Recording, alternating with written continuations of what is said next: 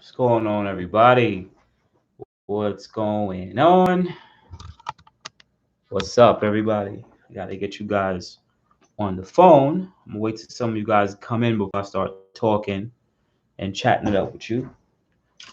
Hope you guys feel great. Hope you guys are having an amazing week.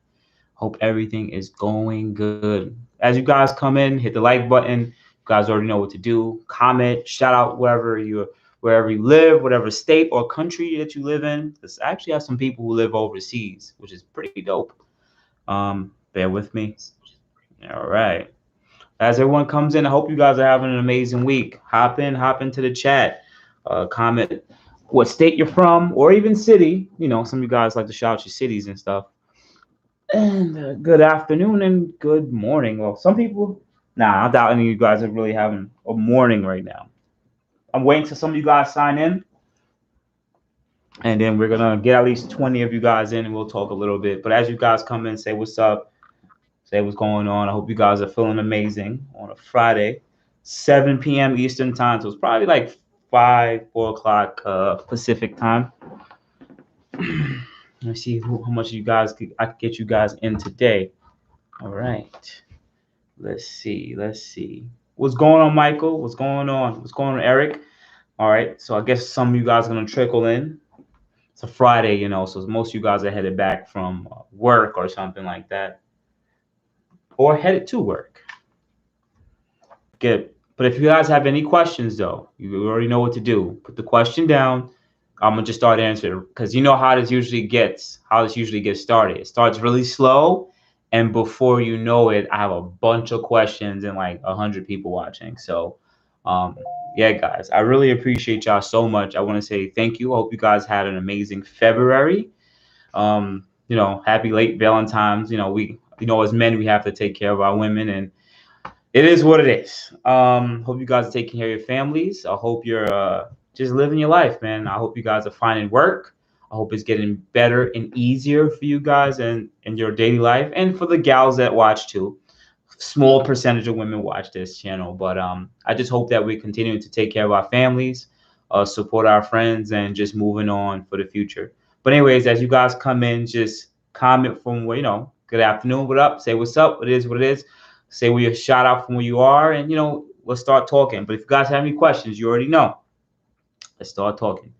What's going on, Dollars? What's going on, Jermaine? What up? Cincinnati, Ohio in the house. Yo, what's up, Boost Q60 day? All right, so usually my lives are, most people watch the lives in at least the first 15 minutes, 30 minutes, sometimes an hour, because I usually go live for about 2-3 hours. So I'm just gonna give you guys some updates because you guys aren't asking no questions yet. So some of the updates right now is if you don't have me on Instagram already, go add me on Instagram. Please go add me at boostinmotion. Everybody on Instagram knows what's coming to the YouTube before the YouTube people, the YouTube subscribers. So if you can, just go add me at that social media. I gave a lot of sneak peeks, and maybe even my my Facebook group or page has been acting a little funny when it comes to putting up updates. So I have to fix that, figure out what's going on. But I will give you guys some updates. We got an exhaust that's gonna be a 3-inch catback exhaust.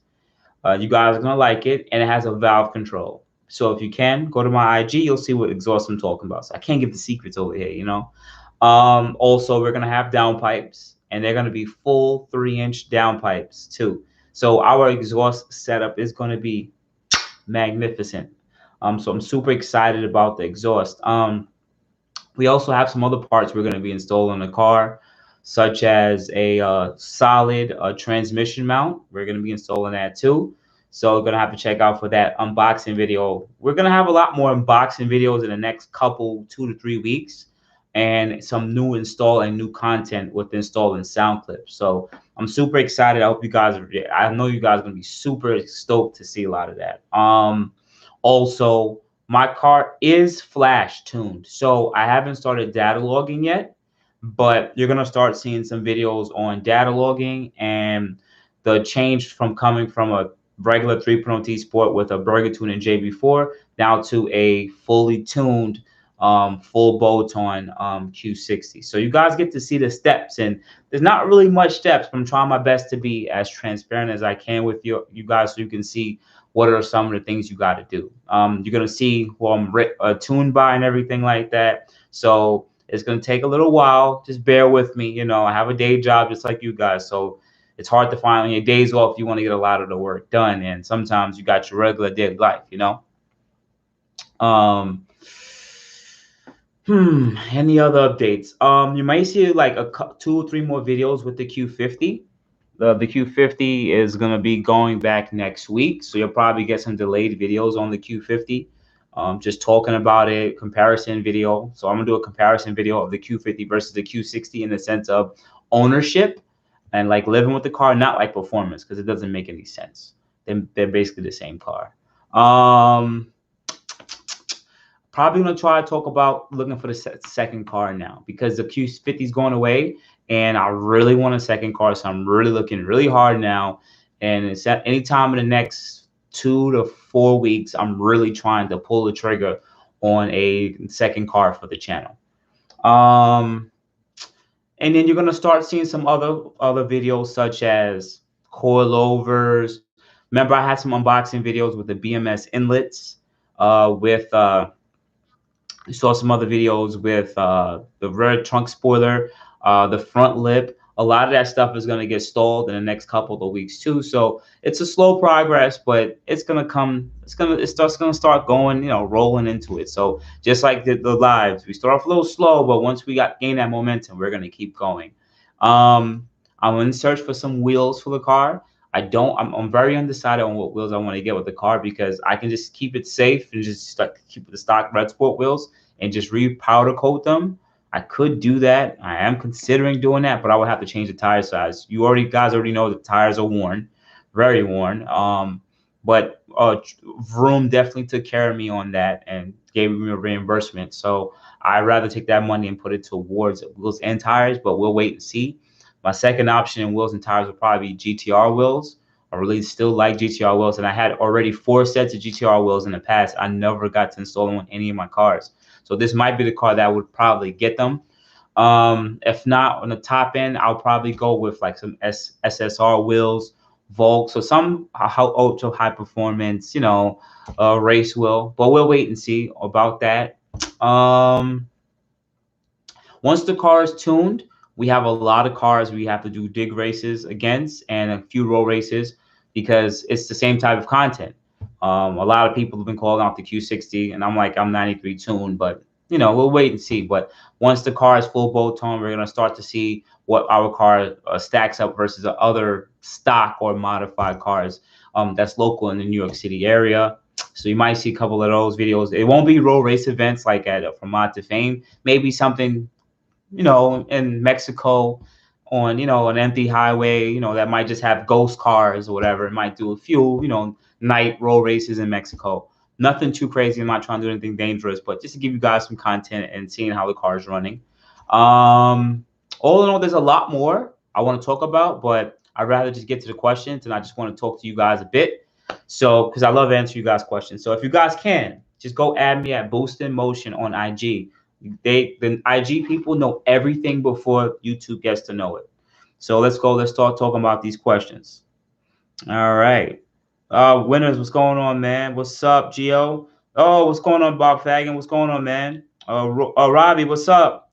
Okay, souped about the Q50. Yeah, just got my Fast Intentions CATBACK today after 5 months.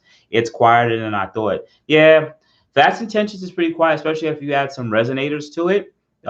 It's gonna be a little quiet, but it sounds good though once you start opening it up. But I'm telling you, you guys will learn when you guys get with really loud exhaust, you get tired after a while. So it's kind of good that you have a quiet exhaust, because when you want to go louder, then you're like, oh man, I don't really like how this sounds anymore. So then you go back quieter. It always happens like that. Q60 resonator or non-resonator. Just finished my remote tuning as well. Took like a freaking month. Yeah, Robbie, I told you.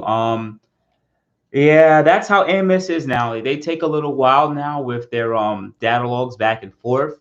So the support really isn't there as much anymore.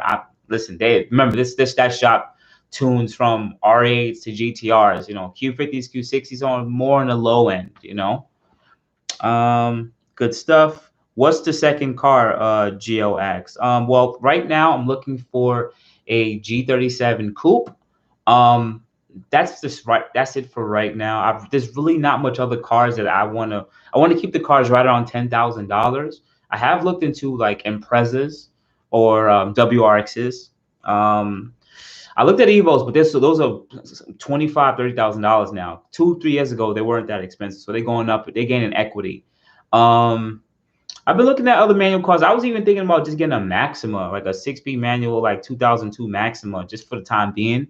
The reason why I want the second car is for my anxiety. You know, I want to do a bit more to the Q60, even though this one, the Q60, does have an extended warranty, and it does still have warranty from Infiniti for a couple, like at least another year or two. I still want to do a bit more stuff with the Q60, and I don't want it to run into issues, and it's my only car because that is my daily car too. So I am looking into getting a car that's under like that 10 grand lower area, that's 6-speed manual or even automatic all-wheel drive, something that I could just know that it's going to run every day, it's going to turn on, I can make it look good and sexy. I've even looked into GS300s and GS400s as more of like a slam the car on some nice wheels, have it looking clean, and not really doing too much more else. Just have the car looking clean. I actually looked into doing that too. Those cars are relatively really affordable now. I remember 5-6 years ago they were about still 8 to 10,000. Now you can get them between 2 and 5.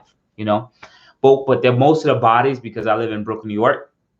Most of these cars right now are rust up, so I would have to get that car from down south, and I'm not trying to kill myself to go get a car from down south. Q60 all day. Do you have downpipes or stock? Eric, right now my car is still, my Q60 is completely stock. The only thing that it's completely stock, but I do have an upgraded heat exchanger. And it does have a burger tuning boost controller. That's the only thing that's really on the car right now. But as I said earlier in the video, my car is going to be fully bolt-on, well, not fully bolt-on, exhaust mods and intake mods in the next couple of weeks. From downpipes, full catted downpipes, 3 inches, full 3-inch exhaust, BMS inlets, and then I'll be tuned. I'm going to also do blower valves too in this car. I'm not going to buy any of the blower valves that they sell online. That's a waste of money. I made a video talking about how you can make your own DIY, like a quarter of the price blower valves eBay setup, and a lot of people have used that video and they've saved almost $300, $400, $500 going with that video. So definitely check out that video on the DIY blower valve kit for the Q50 Q60. All right, give me a second. Haven't seen any GTRs on the Q60. Yeah, Tim. There's a dude that he probably still watches my videos. Him and his wife both have a Q60, and she had a GTR wheels on her car. So he bought my GTR wheels like a year and a half ago and put it on his white one. Both of them look so sexy. Like both of the cars look so sexy next to each other. If I find that photo, I might try to post it up on my IG. I forgot somewhere through all my messages that I have on my my Facebook page. Let me see. I haven't seen dollars tapping in. Okay, cool. I was thinking about Fast Intentions CATBACK, but I'm a moron and started backwards. I did high pressure fuel pump, low pressure fuel pump, flex injectors, but stock exhaust. Well, why would you do all of those? I mean, I get why you did. You built up your fuel system first, which makes sense. So you knocked out most of the issues that you would run into by building up your fuel system. So that's fine. So when they tune you, they're not really going to tune you on anything really crazy, give you crazy amount of a boost yet, because you have a restrictive exhaust. With those modifications, it seems like you're really trying to go in. I don't know why you went and got the injectors on a I would assume on a stock turbo. You don't really need those injectors on stock turbos. You could have did fine with just regular stock injectors. Will a red sport with the same mods and tune be faster than a non red sport? Eric Doe, they're going to be about the same. The red sport does have a shorter final drive gear ratio, but it's not going to be enough to really change or make a drastic change in the difference in performance. It could help, but there's also ways to mitigate it. But these cars it's all up to the tuners, and these cars are going to perform about the same. Remember, red sports are going to have usually slightly heavier packaging because of the BBK and stuff.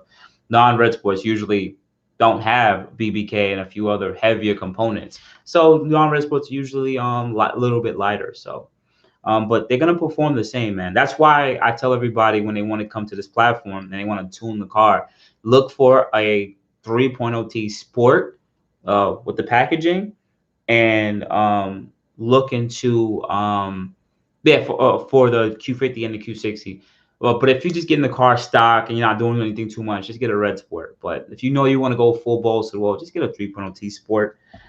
Got a random message here right now. That's so weird. Okay.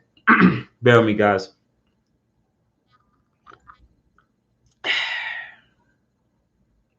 Bear with me, guys. I'm just gonna go through. I came from a WRX. Don't. You know, the reason why I was only looking into WRXs as a beater, but I do know that those motors are, I'm sorry, trash.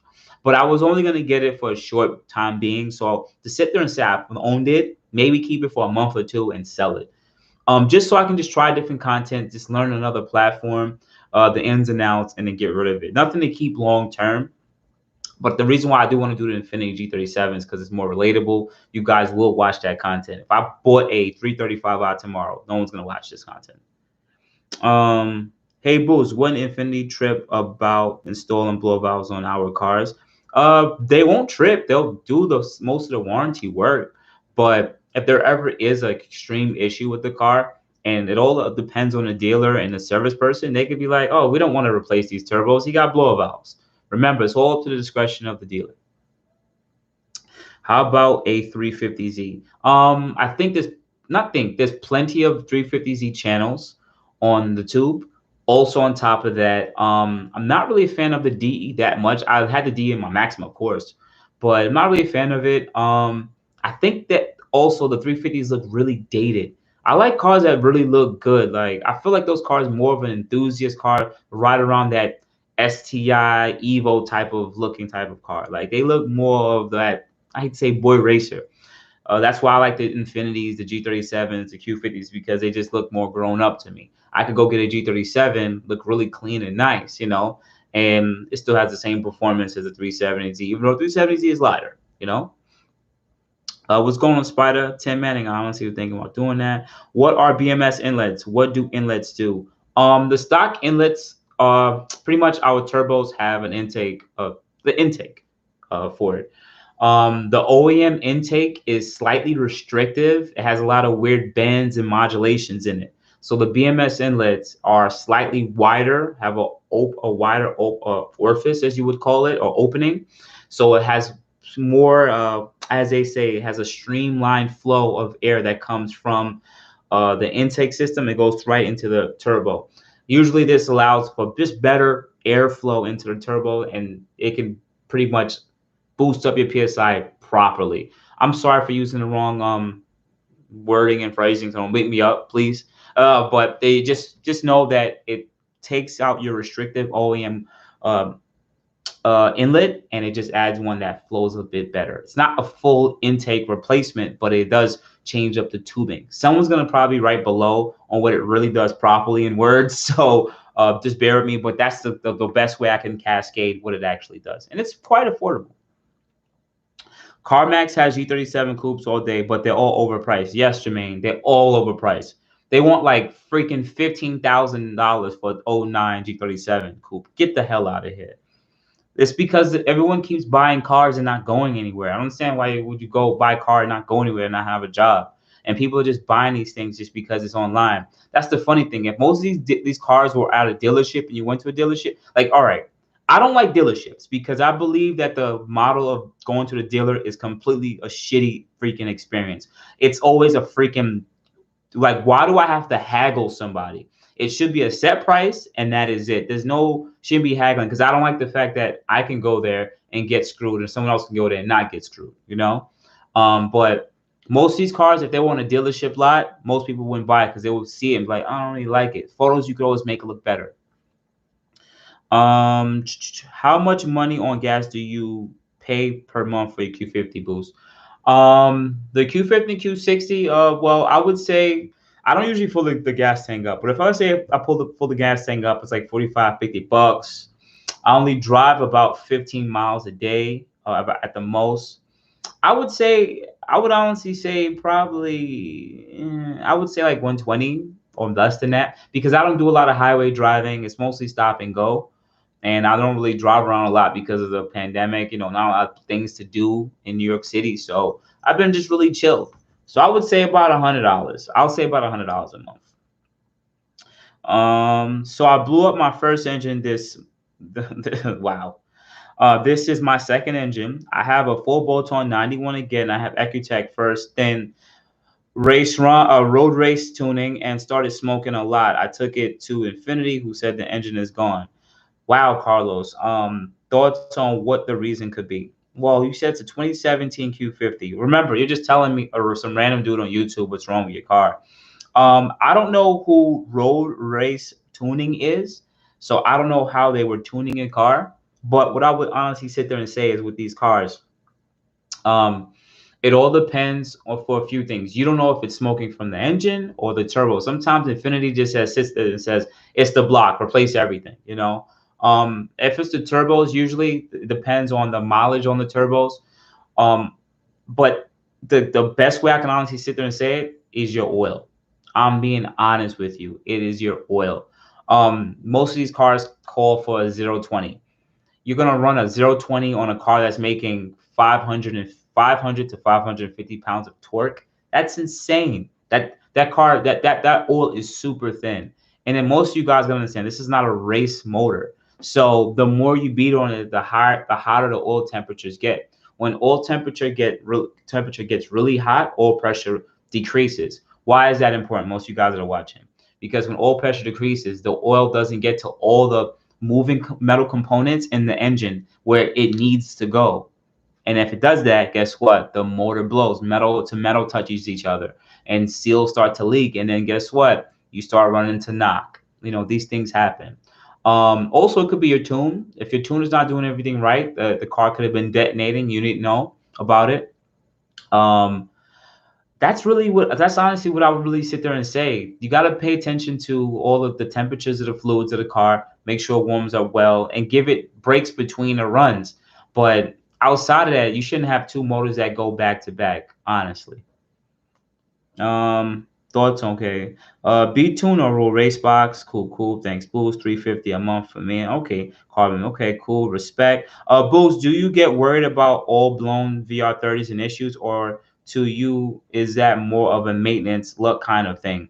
To add to what I was just honestly just saying, knowing that this is going to be my second VR30, I am a bit nervous because at least the first one was a lease. This one is a finance, even though I do have an extended warranty and I still have some of the manufacturer's warranty. I am going a bit headfirst into this again, like the Q50. I'm doing a bit more, so I am a little bit nervous. That's why I do want to get the second car. At least if I do run into an issue, then I can have a second car I could drive as a daily while the first one's getting fixed. So yeah, I am a little bit worried. 2017 is a year before my Q50, so I am a little worried. So, but I'm trying to put out the safeguard just in case I do run into any issues that I could return this car back to stock and take it in for warranty if need be. Driving Q50 with 19s is rough in New York right now with all the damn potholes and snow. Michael, you're right. That's why my Q50, I went up just the tire size, and I went with a tire with a higher load range. I believe the load range for the Q50 is like 101 or 99 or something, the load index. So I had went with BARUM Bavarius. I think they were 105 load range, and it was an extra load. Usually they put a bit more steel belts inside of it.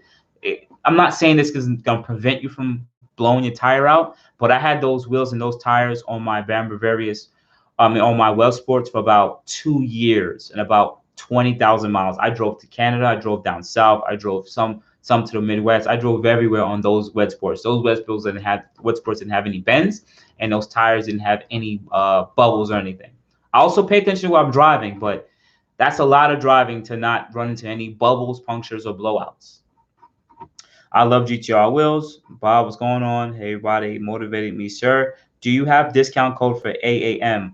I am talking with them. I want to see if they can actually give you guys a reduction. If all right, so Mike is probably watching. So what I'm gonna probably end up talking with Mike is I do want him to reduce some of the price of some of the parts, at least the heat exchanger. I believe the heat exchanger should be more comparable to the Mishimoto and or the PLM. I think if you could match the price with that, a lot of you guys will go and support the AM over PLM or Mishimoto. Even though Mishimoto is really good, this one is actually bigger than a Mishimoto. Um, Hey Boost, I am 93 on the 93 octane muffler delete for sound. I have a J4. Which map is maximum for me on stock Q60 map 4? Well, you said you're 93 tuned, so you have better octane. Most of the time people on 93. Well, I have videos on this you can check on my channel. I talk about 93 maps on 3.0T sports and or regular 3.0Ts and red sports. You could go up to map 7, map 8, but you said that you only have a month of delete right now. So you gotta understand once you do one good pull, like say you're doing spirited driving and you was messing with a 392. After that one good run with the 392, you try to go again, the car's not gonna be as fast because you're on stock heat exchanger. The stock heat exchanger is super small and the car is gonna literally start gonna heat soak in that one fun run that you had. So even if you do run higher boost, the car is just going to start pulling timing and you're going to have less power. The smaller maps are fine, but the car is still going to heat soak regardless. So I would recommend just looking into getting an upgraded heat exchanger. All right. I have plenty of videos talking about the heat exchangers for these cars on my channel. The one that I went with on my Q60 is the AAM, not the AMS, the AAM. All right. And on my Q50, I had the Burger Tuning BMS heat exchanger. When are you going to install the full down pipes with high flow cats? Probably within the next week or two. I don't really have the days off, and the shop that I work with, All Out Motorworks, they're busy, of course, building other cars. So when I come there, I do a lot of work. I get like 3-4 things done. So the next time I'm going there, they're gonna do the solid transmission mount. They're gonna do my inspection. I'm gonna try to get them to change all my fluids, except for my oil. Probably oil. I don't know. Probably change all my fluids one time. And then I also want them to do the downpipes and CATBACK exhaust. So a lot of this stuff is a lot of work, and I know I'm gonna be going back and forth there on some of my days off. So I would say within the next 2-3 weeks, I'm gonna have full downpipes and CATBACK on with sound clips and everything for you guys.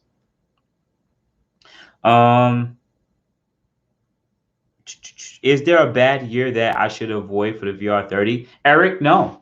2016 and up, they're all the same car. In 2019, 2020, they did come out with revised turbos, revised turbos, like a different part number for the turbos. I would say it's just a different part number. But some people have stated they still have run into some issues with their 2019s, 2020s. I guess it's just a mid-year type of thing. But really, there's nothing really to be too worried about. I would sit there and say this. I'm gonna throw this out there. The first year, 2016s, I believe the Red Sports or the Q60s on the fuel rail system, they had a fuel dampering system. Some people's cars don't have a fuel rail dampering system, but this is when you guys want to run EA5 and bigger high pressure fuel pumps, you might run into an issue. Something with the fuel pressure might be thrown off. But outside of that, you shouldn't have to worry about that on 93 fuel or if you're trying to do anything really crazy with the fuel system. So you should be good. Yo, OG, what's going on, man? It's been a while, man. I hope you've been feeling well. Might be a 2016, 2017. So far as a daily driver, what you want in it, bro?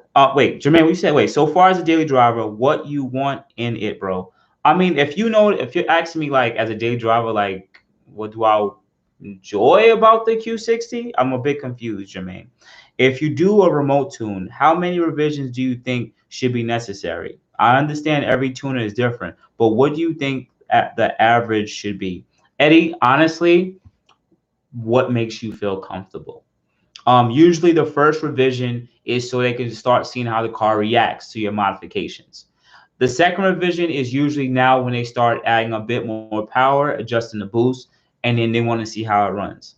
Some people actually stop at like the second revision because they're like, oh, the car feels great because it's gonna be better than the first.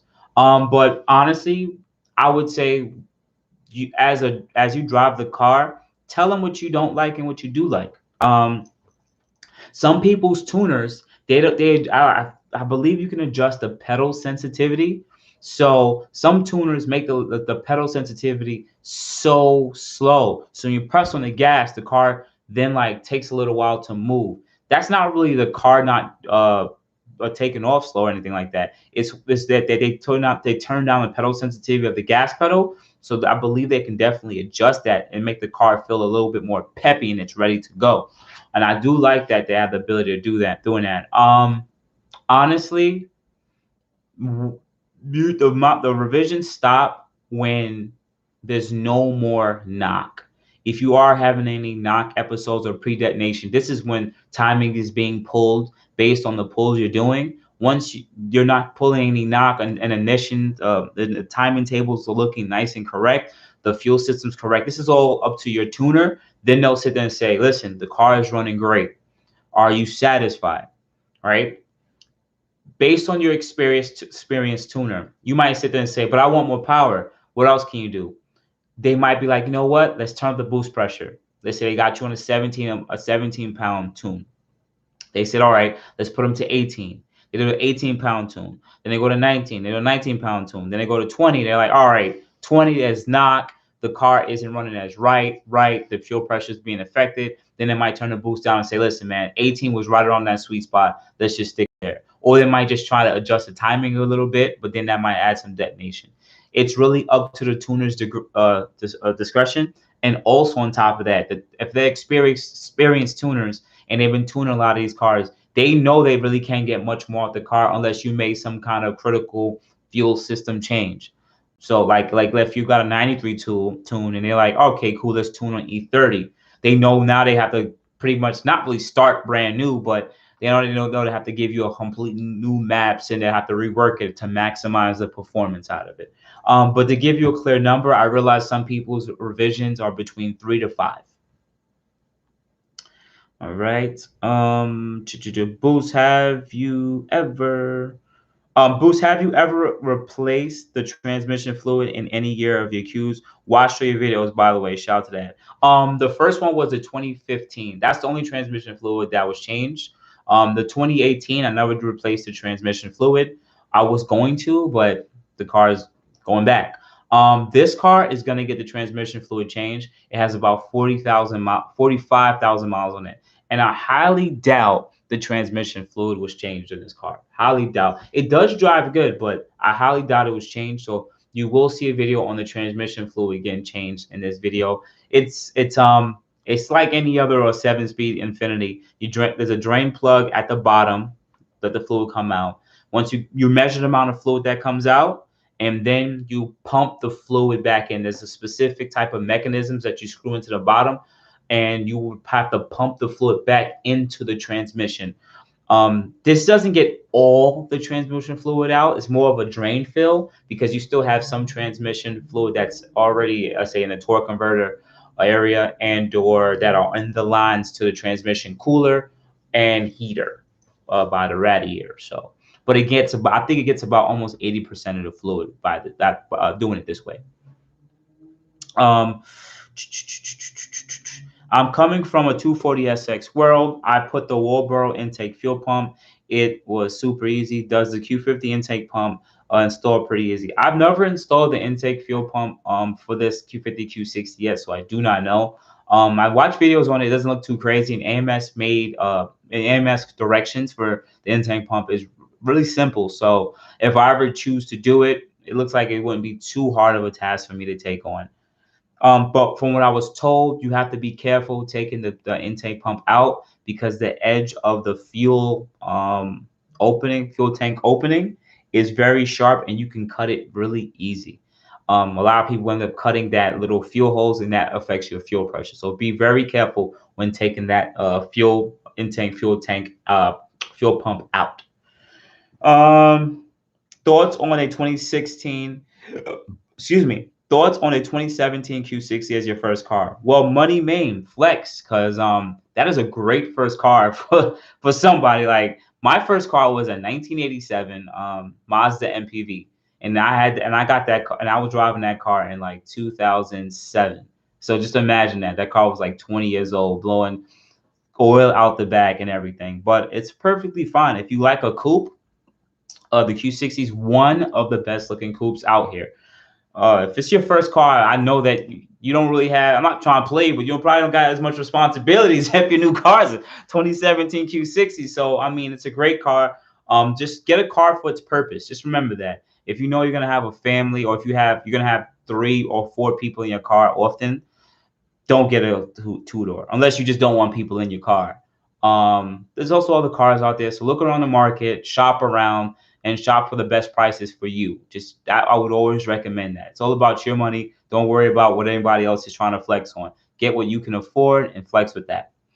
I got a 2017 Q50 at auction, bought for $6K. That's pretty good. Scared as hell with the engine, but till today it's perfectly fine and runs with no issues. Knock on wood. The good side about the car is if worse to worse. Okay, Eric, that's actually good. 6K. You probably rebuilt it too. That's dope. The engine isn't too expensive to buy another one too. Yeah, these engines, these turbocharged engines, you can get between about, I've seen them as low as almost $1,500. Like that's really cheap to get an Infiniti engine. Here's a comparison. I think I made a video on it, so just double check it. If you wanted to get a B58 or a M340i and you blew that motor, the cheapest I found that motor on the used is for $4,500. That's expensive. You're comparing a $1,500 motor to a $4,500 motor. Just saying. The engine, okay. If the IS 500 was all-wheel drive, would you get it? Thank you, Jordan. That is actually why I went on live today. I should have put the IS 500 in the thumbnail because I want to argue with some of you guys. So if you guys don't already know, I put a video up. Just go check on it. I put it up 2 days ago, and I was talking about the IS 500, and I sat there and said the Q50 is better, and I said the Acura TLX is better. I said the M340i is better. I said the E63 is not even E63. I don't want to go that heavy. The C43 is better. Most of the cars that will compete with that car are better, and I said for these numerous reasons. Number one, in performance category, everything else is forced induction. Come on, everything has went forced induction. It makes sense. The car's more compact. It's just better and safer for the earth, whatever, better fuel mileage. This is just what they do with turbos. We are in a day and age of this. That's number one. Number two, I really hate that Lexus is just as boring as Infiniti. Let's be quite honest. But Lexus make good quality cars, and they have a good consistent amount of returning customers because their cars run and they run right. So just like Infiniti, Nissan decided to put the 3.5 in the new Pathfinder, best believe the new QX60 is going to have the 3.5 too, and they have a 9-speed, right? They didn't want to go with the 4-cylinder turbo because they didn't want to take that. They don't want to put a bunch of those cars on the road, and then let's say that 2-liter 4-cylinder turbo started having issues. Then they're going to lose money. So they went with their workhorse 3.5 VQ because they know they'll be okay. Just make the package look better, but keep with the same workhorse motor, right? So look what Lexus did. Lexus decided, hey, listen, we got this. We want enthusiasts. We want to make exciting cars, right? Shout out to Donut Media for talking about this. The Toyota CEO says, listen, we want to make exciting cars. We don't want to make boring cars anymore, right? So they sat there and said, you know what? We can either put the 6-cylinder twin turbo that we have in the LS500, right? Or we can put in the V8, the 5.0 V8 that's in the LC and the ISF into the IS500.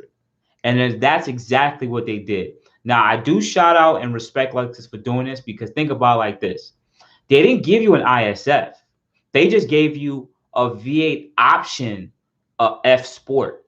So if there was an ISF, it would be it would have to perform better than that. But what I honestly think they did was they just took what they already had laying in the back and said, listen, people are going to buy cars regardless because we have a loyal amount of people. People who are purchasing IS cars were purchasing IS 350s like it was nothing. Like, I love these IS 350s. But comparing that to a Q50, IS 350 is just a good looking car, but it didn't have the performance. It was still using a Camry V6. Like, G37 stopped using, we stopped using 3.7s in 2015. So Lexus was still making V6s for the next 4 years while we had turbocharged motors. So people were running over to us because we had turbocharged motors, right? And to be honest, remember, like I said, numbers sell. So they said, let's take this 5.0, throw it in the freaking IS. Let's make the packaging looks better, and people are gonna buy it.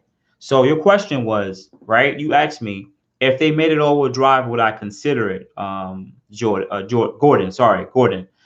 Yes. If they made it all-wheel drive, I think that's what he said, I would consider it. But how many all-wheel drive V8s do you know that ever really existed out there in a sedan fashion, other than the Dodge Charger RT all-wheel drive 5.7, Chrysler 300C all-wheel drive? You have the Mercedes E63s that were all-wheel drive, the C classes, the M5s are all-wheel drive V8s, the 550is. More of those are more of the expensive cars, like the really high-end European cars. But there's not much cars out there that are V8 that are more in the entry level that are all-wheel drive. So I would love for them to have made something like that. I would have definitely considered it. But at the end of the day, it probably wouldn't have made the car as exciting, because I think that's what Mopar did too. They said, listen, if we can make an all-wheel drive 6.4, but it'll be really heavy and it won't be as fun to play with, right? I would like it because I like the idea of all-wheel drive and V8s. I still really wish that they could make an all-wheel drive Hellcat or Red Eye, just like they have the Trackhawk. The Trackhawk is a freaking beast. Just somehow put that drivetrain, the front diff, on the front end and let's just freaking go. That would be a godly freaking car. But they just don't want to. But anyways, yeah, I would consider it, but at the end of the day, forced induction to me still has unlimited tunability. Look at our cars. They come stock from factory with 300 horsepower. We've already cracked over 700 wheel horsepower. So that's about almost 850 crank. That's insane. Not saying that you can't put a supercharger on the 5.0 Lexus motor and make a insane amount of power. I'm not saying it's not possible. You can. Look at the Mustang Coyote 5.0. That's another damn near bulletproof motor. That's in 8s on stock steel block. Insane. But all in all, I think the Lexus, the IS, is a good package. It's a good looking car. I like that it has a lot of buttons inside, which is really dope. I like buttons. I don't like all the screen stuff. I think it's just going to be a hard sell. And here's why I'm saying what I'm saying. I know I'm ranting, guys. Also, guys, get them like buttons up. Get them like buttons up. Because here's why I'm going to say what I'm going to say, right? Because you guys see the 476 or 486 horsepower, right? This is why I said it's a hard sell. Because look at the other cars that are already on the market. They have an RCF they came out with. Did it sell a lot? No, it didn't. When you go to car shows, you see a bunch of RCFs? No, people are not choosing to buy those cars because they come with a V8. So yes, those cars are nice, but the price point that you're paying for an RCF, you might as well just get it into a freaking M4. Just saying, it is a way more tunability. No, people don't like losing races. I'm not going to pay as much as you and be like, wow, that's crazy. You out here just making all this power and I'm losing. I just look nice. No, people don't like losing races. Look at the I won't say the GSF. That's a nice, good-looking car. I think it's really nice, good-looking car. But not a lot of people went out and bought them. There are a few crews, and even in Brooklyn, who do have GSFs, but it is what it is. And look at the LC500. That is a gorgeous-looking car. My coworker has one. LC500 is a good-looking car, and it's sexy and sounds good. But at the end of the day, at its price point, there are so much other cars in its price point that just gives you more bang for your buck. Unless you're a loyal Toyota Lexus fan, I think the IS 500 is gonna be another car that just gets lost in the sauce. That's it. I think it's a little too late. There's not much other V8s out there. Look, even think about the Chevy SS, not the Impala, the actual SS. That car was an amazing car with the active dampering and all that other stuff too. Electronic dampers. Has fully loaded, nice car, but nobody bought it. Well, one reason because not a lot of people knew about it, but two, it's a sedan. You know, no one really cares anymore. The sedans are dying. Anyways, I'm ranting a little bit, but let me keep going. Good question, Boost. Would you get an interior glow in your Q60? My Q60 actually has the ambient interior lights. I'm gonna do. I think I did 1 or 2 videos on it, but I don't think I went too detailed about it. But I'm gonna make a video talking about my car's fully loaded, so I'm gonna talk about all the parts that come in when this one's fully loaded. But I have the interior lights and the cup holder and about a feet on the outside of the car. The only light I don't have is the one in the grill because of the intelligent cruise control. I can't add that light. It obstructs the radar. My first car was a 1984 Dodge Conquest. Yep. I feel Toyota needs to step it up. Even Toyota with the Supra upsets me partnering with BMW. Then the Scion FRS gets the Subaru non-turbo engine. That pissed me off too. The fact that they still could have put a turbo motor in there and they still haven't done it. When you get a Civic Type R with 300 horsepower turbo. I agree with that. And I want to add this again. Lexus has a twin turbo 6 that exists in their LS model since 2018. I think 2018, 2019. So they have a twin turbo 6 motor with over 400 something pounds of torque. I think like 414 horsepower. So they have a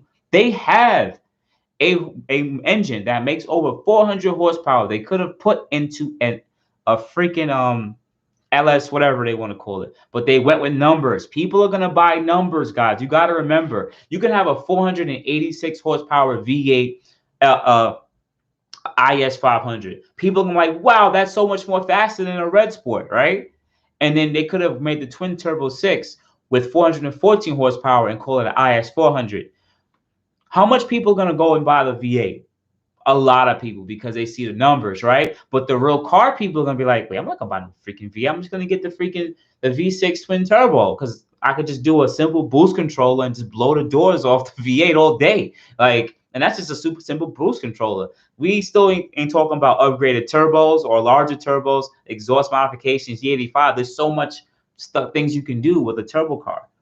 I think the 5.0 will get all the enthusiasts no matter what. If it's not forced induction, once anyone hears V8, they automatically go get it. So why no one got the RCF? Why nobody went and got the LC500? Why nobody went out and got a bunch of GSFs? I'm not saying that these cars haven't sold, but in the performance community, in the car community, they're not plentiful. They're on the lots. They're getting purchased, but they're not getting purchased for the reasons why we get it. Just saying. Those people are loyalists. Just like I'm a loyalist to Nissan Infiniti. You have loyalists for GTRs. You have loyalists to Mopars, you know?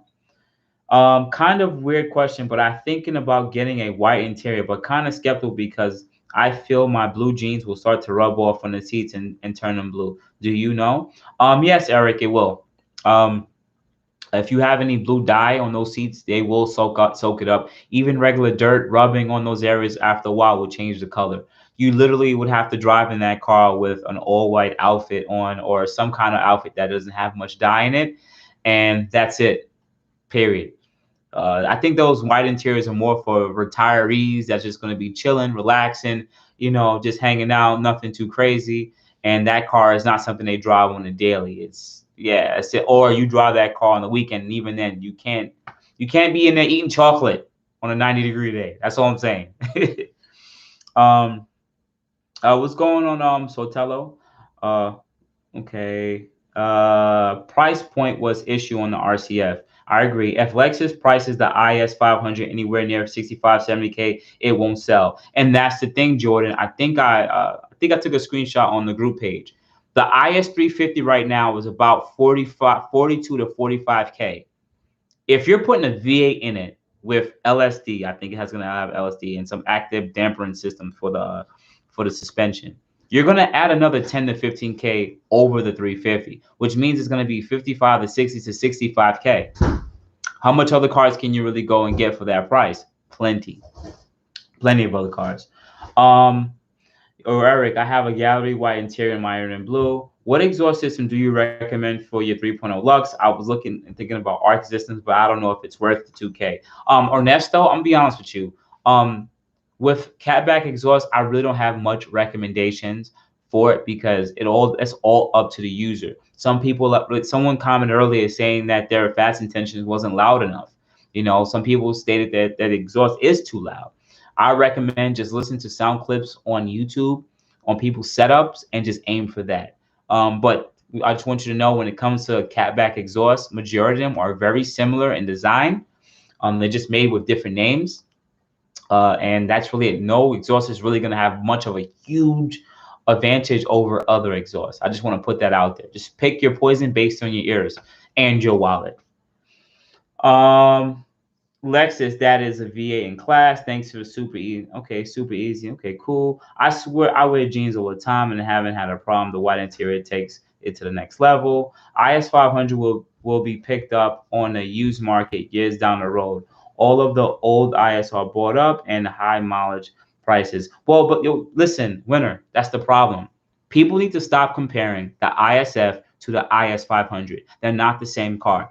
ISF, GSF are not in the same league as an IS500. It's not. The IS500 is the top tier of what it is. So, like, for instance, when you go to BMW, right, the IS500 will be more comparable to an M340i. That's it, because the ISF will be the M territory. Even though you see 486 horsepower, doesn't mean that it could compete with the new M4, M3 that's coming out, because it won't be able to. The new M3, M4 is going to destroy that car, and I can't wait to see it, because people are going to be like, what the hell is going on here? Like, they're not going to understand what's going on. Like, they're not going to get it. V8 power and twin turbo power is completely different. Even the torque, I showed a dyno. I have a dyno. Someone had dyno the LC500 and someone had dyno the RCF. Those cars dynoed somewhere around mid to high 400 pounds of torque, really low. Any turbo power car that's V6 are going to be putting out 450 to 500 pounds of torque. Yo, torque gets you out the hole. Torque gets you up to higher numbers a lot quicker.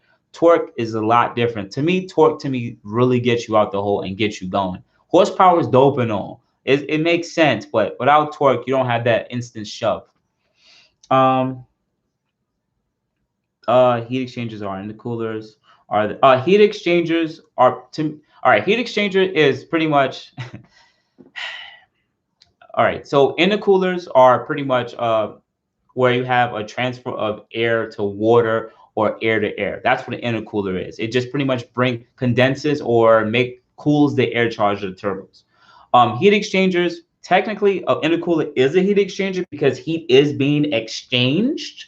But the way in the terms of what we talk about with the Q50 is a heat exchanger is pretty much a small radiator. That's what I would call it, a small radiator that exchanges the coolant, like cools down the coolant in whatever system is in. So for instance, think about an oil cooler. You have the engine, there's oil going through it, it gets hot. If it goes to an oil cooler, the air from outside is going over the fins of the small radiator or the small cooler for the oil, and it's cooling down that oil temperature, and then that cooler oil is going back into the engine. So the same thing applies to the heat exchangers.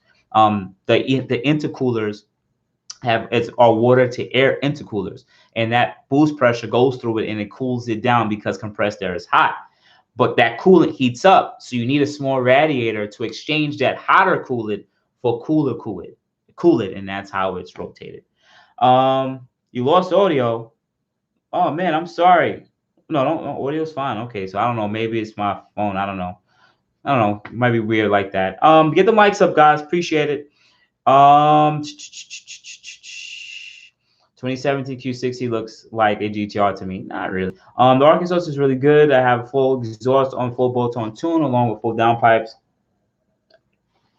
But the drone is annoying. I'm thinking about changing it. You're probably getting the drone from the full downpipes, the full catless, unless you want to add some resonators. Bro, Michael, exactly what color combo, lost audio. How can I make my Q60 reliable as possible? It's my daily driver. In all honesty, check your oil a lot. If you know, check your oil at least once a week or once every 2 weeks. Understand if you live in a cold climate, like, and we had, I would say a couple weeks ago, every day I started my car was 25, 30 degrees.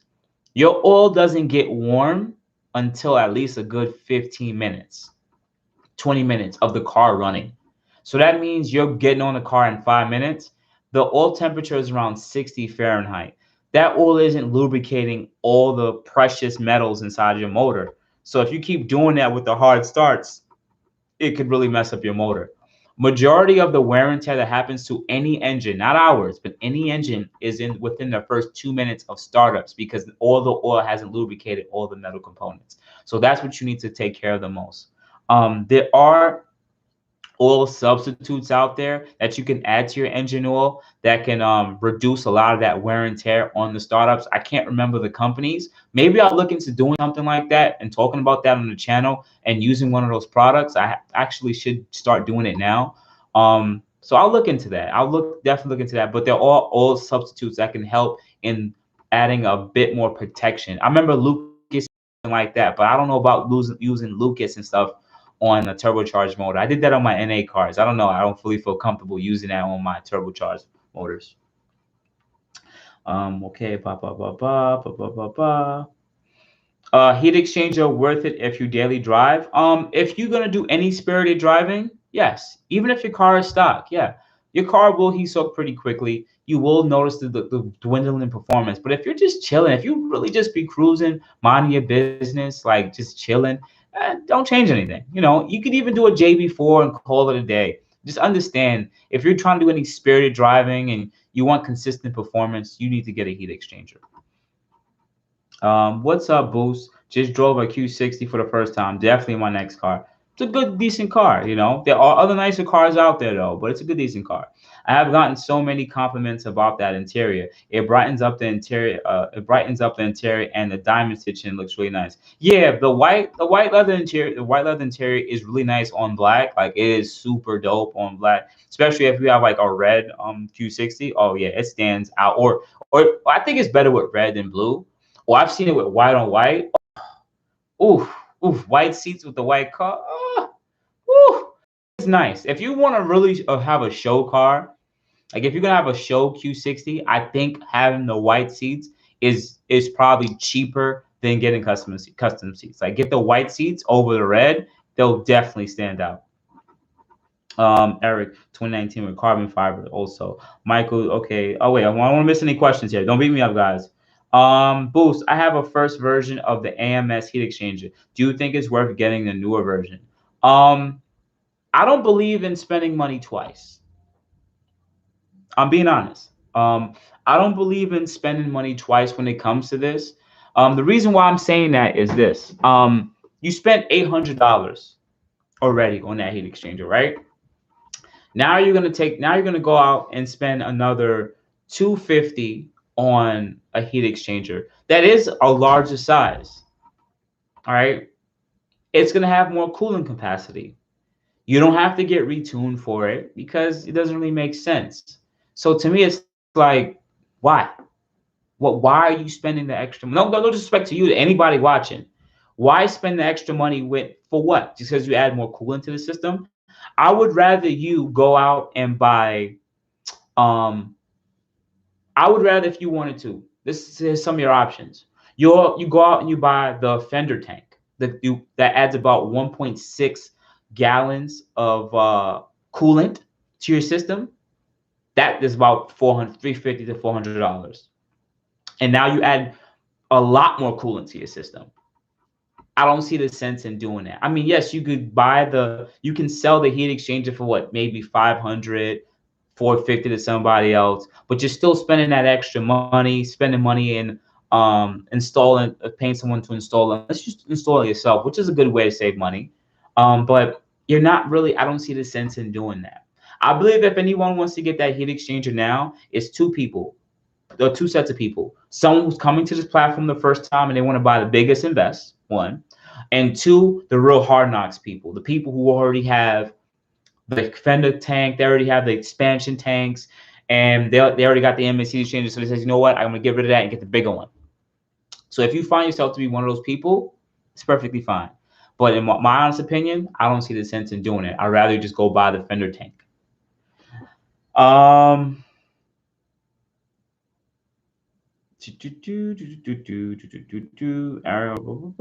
Do you maintenance the seats any? Okay, I guess you're talking to Michael. Thanks about the BMS heat exchanger for the JB4. Is it okay? Wait. So what about the BMS heat exchanger for the JB4? Is it good for best bang for what? Okay.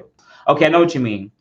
Yes, I had the Burger Tuning heat exchanger on my Q50 from like 3 years ago. It's very common modification in this platform, and yes, it's good to go. I think I came out with a video about this recently. I gave an up-to-date heat exchanger video, I believe, talking about it, and I broke it all down. So I'm not going to go deep into it. Just know that it is an upgrade over the stock heat exchanger. It's not as big as the Mishimoto, PLM, AAM, or AMS heat exchanger. To keep clean. Boost, what's good? I wonder how accurate. I haven't heard anything except the V6 turbo. They've kind of been low-key with their performance info about the car. You think it'll compete well? Yes. At Ty, 100%. I believe that he's talking about the accurate TLX. To me, to be honest with you, the TLX looks better. Like those two cars, the IS 500 and the TLX, they both look really good. But the only thing I don't like about the accurate TLX is I believe it's going to be transverse mounted. So that's pretty much like how Maxima motors are set up, like front wheel drive, because the car is technically front wheel drive right now. If you wanted to get a spec 4-cylinder version, that's a transverse front wheel drive car. That's it. And that's the way the car was built. So now you're going to add a V6 to it with a turbo. And are you going to turn it longitudinal now, or you're going to have it transverse? I don't see why they would switch it up. So, and it says it's going to be all-wheel drive, the SHAWD. So now I'm like, it's going to be transverse mounted all-wheel drive.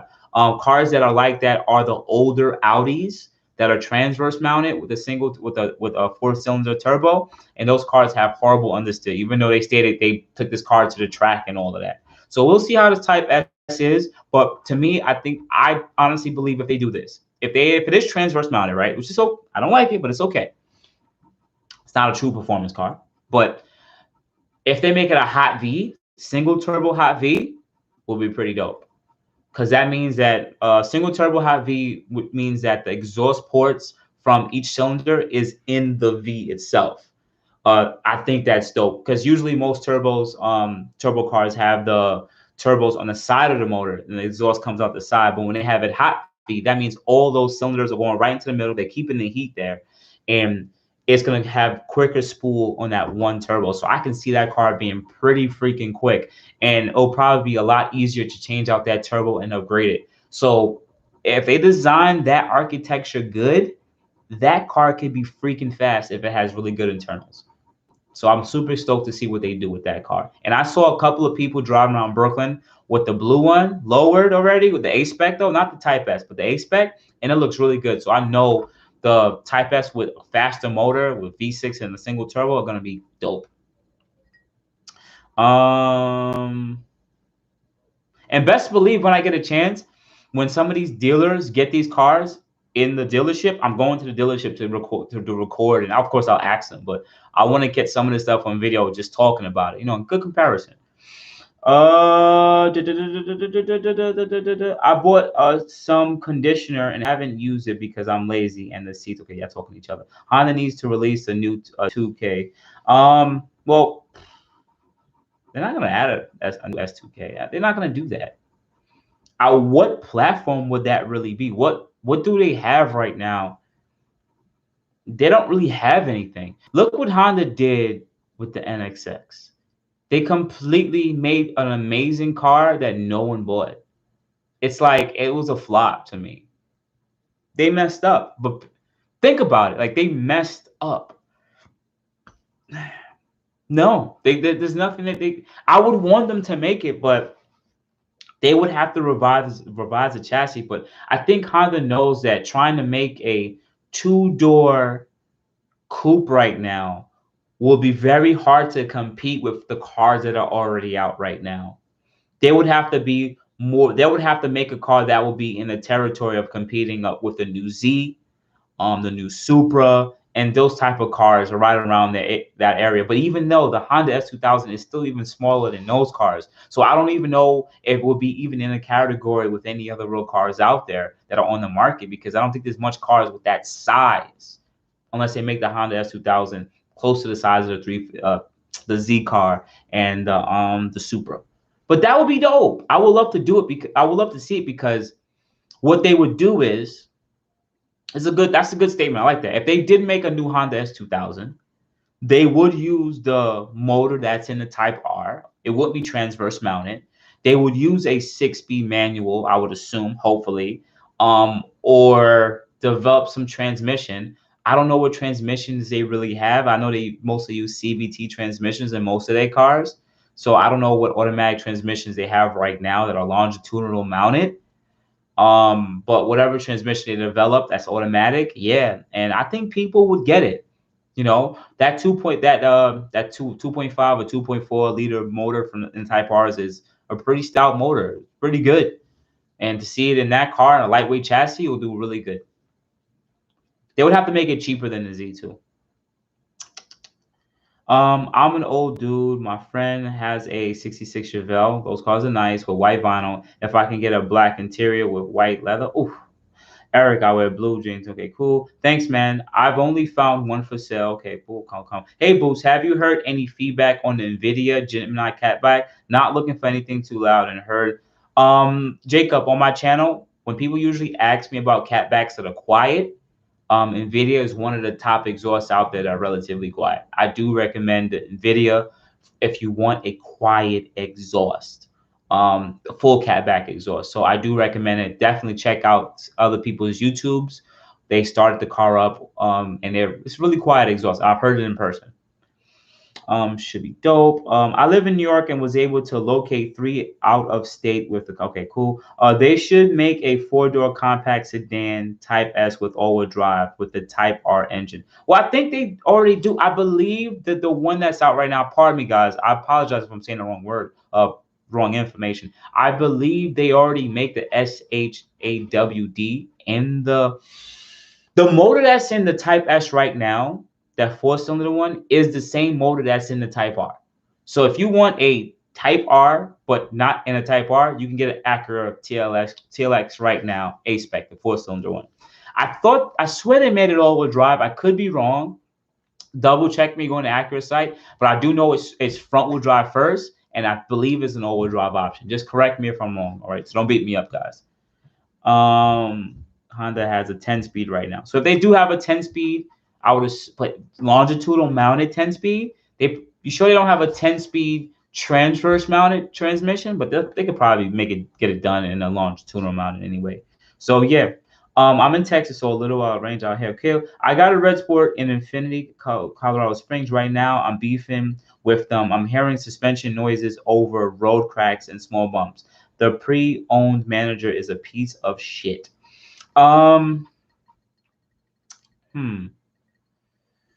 Kareem, well, you said you got a red sport. What I realized with my car, I do have the Dds suspension, which is the same suspension that is in the red sport.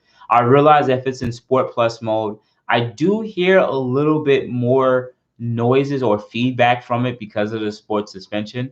I don't want to sit there and say it's not common, or if it is common or not, but understand when you have more of a sports suspension and you do put in sports settings, it will be louder and you will feel more imperfections in the road.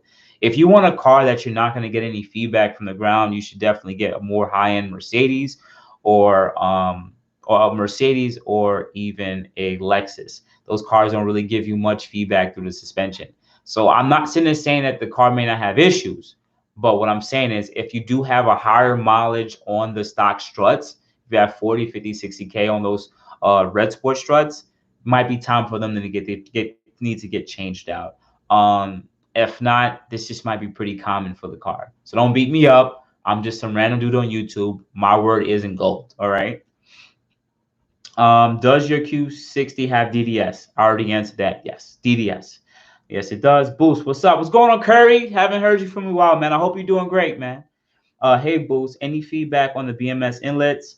No, I haven't installed the BMS inlets yet. You will see it installed in the next couple of weeks. Give me 2-3 weeks so I can have some time off.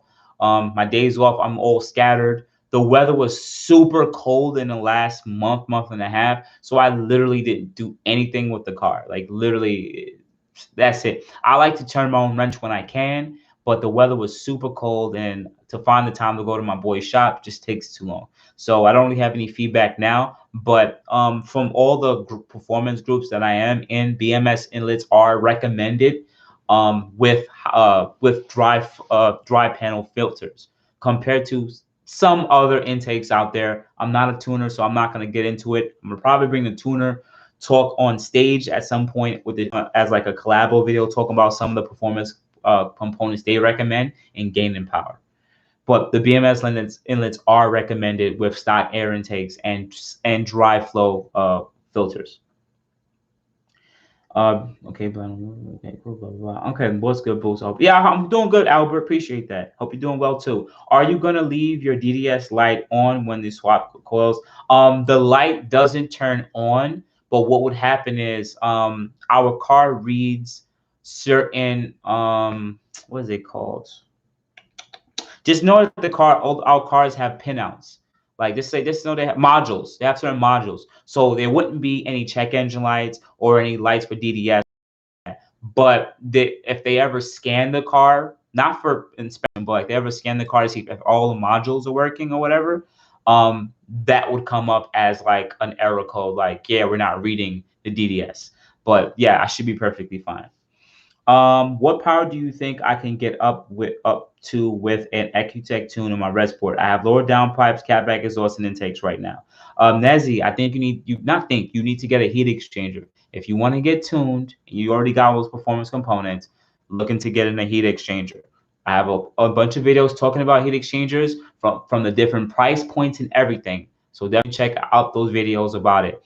If you're going to be on 93 fuel, depending on your tuner elevation, you should be right around that 430 to 450 wheel horsepower range, right around there. If you're on 91 fuel, sorry, you're going to be around that 410 to 440, somewhere around lower 400s. All right. Any word on the drop bear heat exchanger? Anthony Garcia at this current moment, no, he hasn't made a mock-up yet, so he hasn't designed one yet. So it's still in the works on the designing floor, but they still have to take the the metal out and actually bore it out and design it themselves. So there's no first version yet. Boost, I like my sister says you are a real true motorhead. Tell your sister, thank you, man. It says thank you, man. Good to know. Will affect the ability to switch into sport. Okay, so Anthony says, will it affect your ability to switch into sport plus, and personal mode? You can still change to sport plus mode and economy. The only thing is the suspension, you can't adjust it, but the steering wheel will still get stiff. The gas pedal will get a little bit more sensitive, but the suspension will just be whatever you have your coilovers at, because you can't change that. And the transmission will shift a little faster and won't be as lazy. Best exhaust system, or they all do about the same thing? Okay, so Lewis asked a good question. I think I said that a little earlier. He's saying, what's the best exhaust system, or do they all do about the same thing? I'm gonna be honest with you. Some exhaust systems are designed a little better. I don't want you. If you want to look this up, it's called scavenging effect. Scavenging effect. So if the design of the exhaust is done properly, there shouldn't be any turbulence in the exhaust system, and it should keep the exhaust flow and exhaust pressure up as it goes out the exhaust. This is good because that means you have a flowy exhaust with a scavenging effect. But majority of these exhausts that are designed for this car don't really have a scavenging effect. They just add a 2.5 inch from the CATBACK, and whatever X pipe or H pipe they may actually use with different resonators, and some of them really cater to sound. So in my honest opinion, what I like to sit there and say is this: look for two things. One, buy based on your budget, and two, buy based on sound. That's my recommendation. So definitely look up other YouTube videos on different CATBACks that you might want to choose. I really wish I can tell you which one gives you the best performance. Honestly, I wouldn't know. Sorry, don't beat me up. Thinking about getting into a rest board. How's the body roll once the car is lowered? Well, I've had two Q50s. I've always had coilovers. And I've always had sway bars. So once I had my car lowered and I adjusted dampering, because you can adjust the dampering yourself, the body roll is perfectly fine. At least for me, I had confidence. Stock height, of course, it'll be trash. But once you lower it on some nice set of coilovers and you adjust the dampering like how you would want it and you feel comfortable with, body roll is perfectly fine. I'm not saying it will ever be on the level of high-end race cars, but it was really good for what it was worth on both cars. And this car, I'm gonna come out with a video next week. I'm rebuilding my BC Racing coilovers, and I'm actually going with a lower spring rate for comfortability. I had a really higher spring rate, which is really stiff. So whenever I did go any spirited driving, the car really felt like it was handling on rails. But whenever I hit like any good dip in a road of imperfection, the car literally hops. Like the car hops because the spring rates were so high. So I'm gonna talk more about that next week or the week after. So you're gonna start seeing some videos on different parts I'm rebuilding, unboxing and installing. So definitely also look into sway bars. Someone had talked about this earlier, asked me on IG. They said, Boost, do you recommend me getting coilovers first or sway bars? And I said, get coilovers first because it changes up the whole dynamics of the driving of the car. If you get sway bars, you're still limited based on the struts and springs that you have on the car. But if you get coilovers, you can adjust the dampering, adjust the ride comfort, and the shock and rebound. So it's a little bit easier with that. Big one thing about getting okay, cool. Is it work normal? Does a heat exchanger void your warranty? To be honest, Zach, I don't think so. I'm saying I don't think so because it depends on what it has to destroy. Like if you blew your motor and they blame it on the heat exchanger, they're pieces of shit. To be quite honest, I have infiniti people who do watch this channel. Because it's like, yo, you can go to hell. You know what I'm saying? Like, I blew my motor. Oh, it's your heat exchanger's fault. No, it wasn't. Let's be freaking honest. But at least all the people who I've spoken to in the community and I've looked into different forums, I haven't seen anyone's warranty being voided because they put a heat exchanger. Remember, they also do sell an AMS heat exchanger through the factory, through Infiniti themselves. So I don't think this is so much of an area that you guys should have a problem with, in my honest opinion. But remember, I don't work for Infiniti, so it is up to them. They could notarize it as a heat exchanger, but I don't think it shouldn't have a direct, if your engine blow, it shouldn't have a direct effect on that because the car will still put itself in a safe mode if the heat exchanger coolant got too high. You know what I'm saying? Because whatever. So that's my honest opinion. I'll just leave it at that. All right. Was looking into getting a Takeda intakes and Takeda exhaust system. I don't really have any recommendations for Takeda intakes, so I really won't be able to tell you if you should or shouldn't get those. But the Takeda exhaust system, I've heard it in person, and it sounds pretty good too. A lot of these exhaust systems sounds good. I just like a quiet exhaust because I'm old, so it is what it is. How much can you get the Rsr?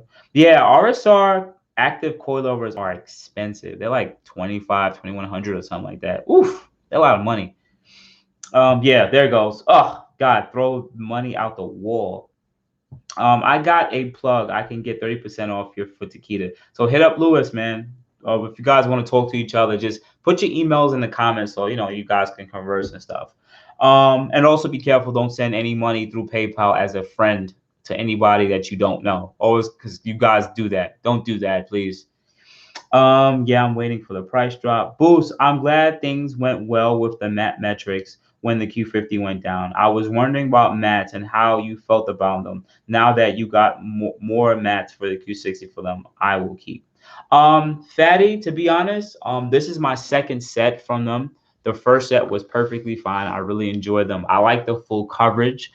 Some people don't like those mats because they put that rubber piece as a secondary piece on top of it because because they think it's ugly. Like most people think it's ugly. And I can understand it does take away from the look of the mats because they're really high quality mats. But here's the thing: you get in and out your car, you have rocks, glass, debris on the bottom of your feet. You're destroying the mats as you drive every day.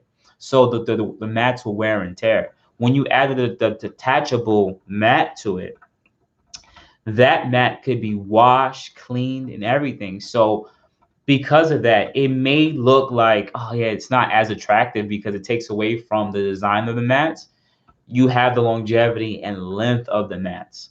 So I recommend still getting those mats over the, let's say, like Luxe mats and a few other companies because they don't have that piece. I think that's good. I believe that. I actually agree with it. I've seen another company that makes a way a better looking mat than Mat Metrics, but they don't.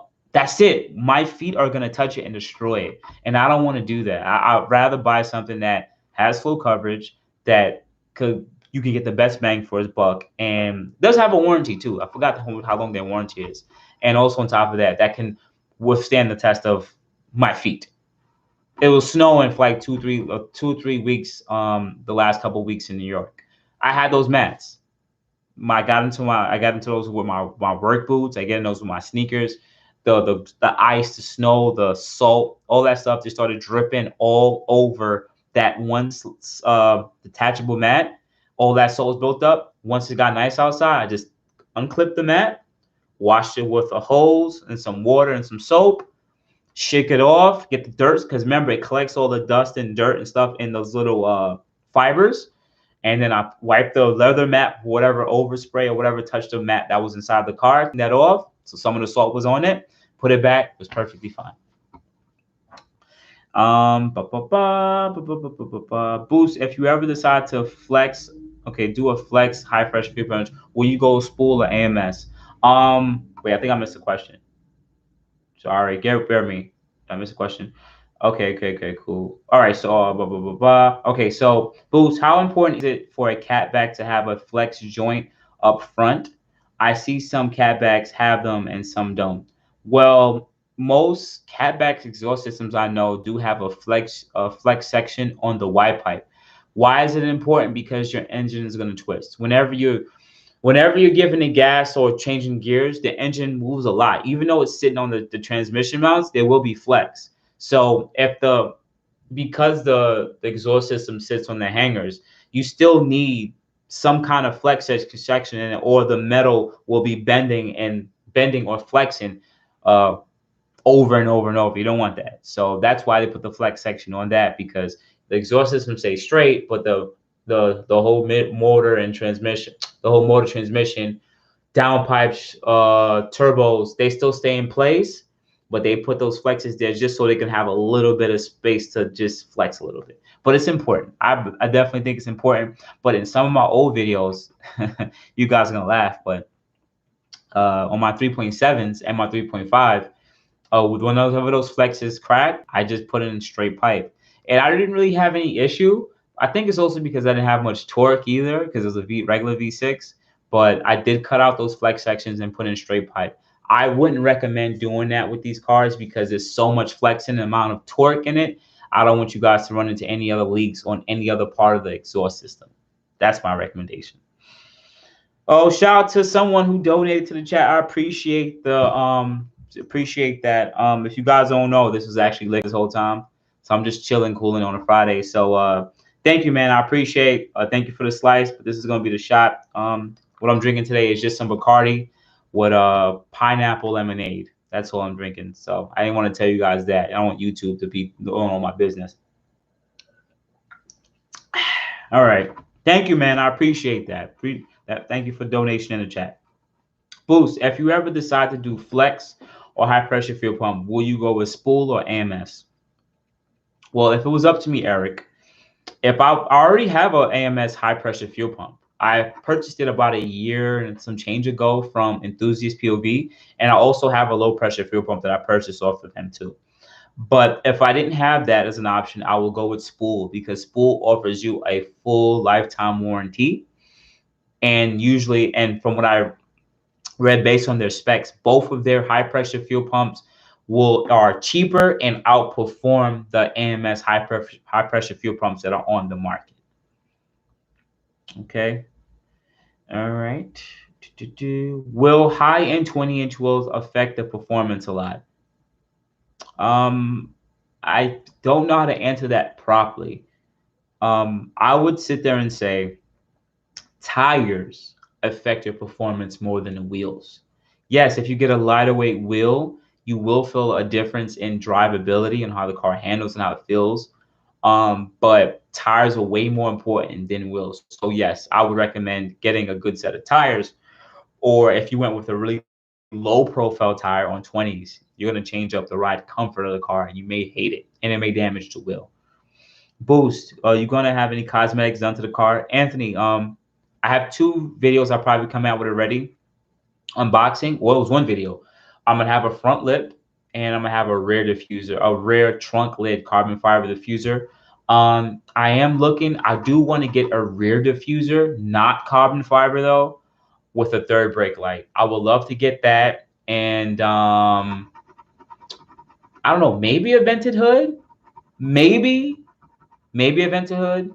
But if I did a vented hood, I'm telling you guys straight up, I'm probably gonna just like do like the GTR vented hood or something like that, where I'll just take my own hood and just have them cut holes in it and then put the vent in or something like that. Because I don't really see the sense in spending another $900 on a hood when I could just take my hood and take it to a body shop and they just do it that way for me, you know.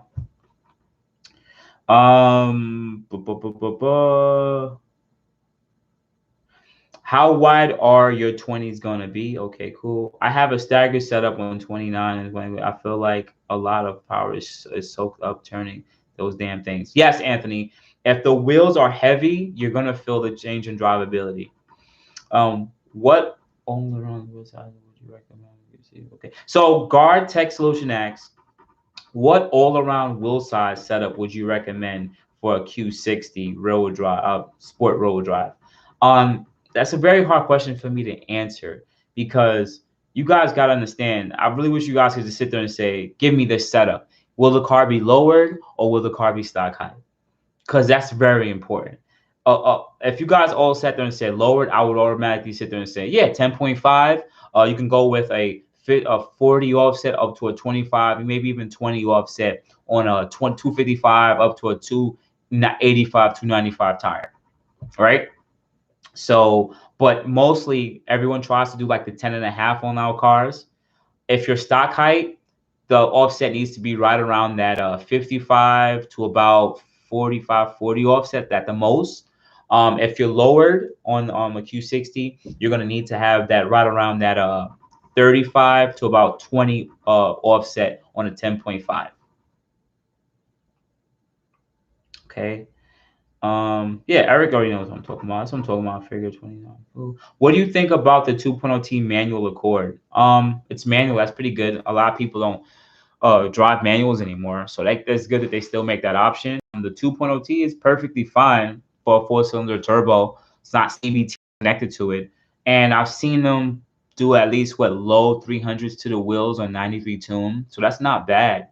So I don't dislike it. I think that's actually really good. It probably drives a lot better than Maximas out there. So just being honest, like if it was up to me, I would get the Maxima for reliability, but it doesn't have any soul because it has a CVT connected to it.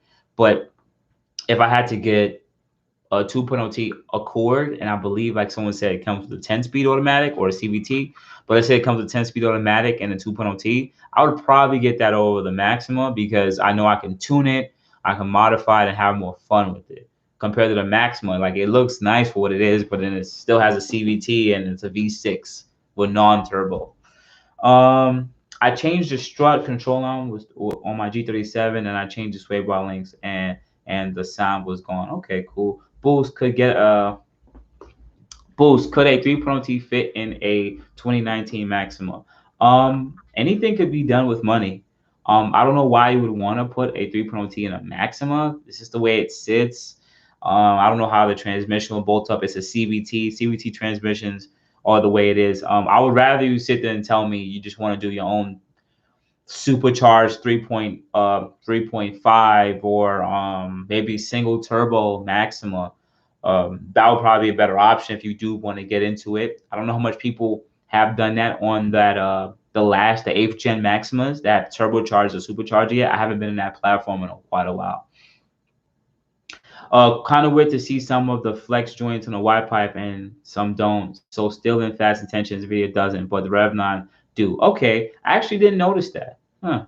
GTR hood would be dope. Okay. Boost, do you ever get down North Carolina? The Q50 scene is actually doing well down here. Some of the Stinger guys have lined up some races and against the Q50s on stock turbos. No, I don't really. Listen, in the last year, I haven't done a lot of driving. I haven't really been traveling that much in the last 11 months because of the pandemic.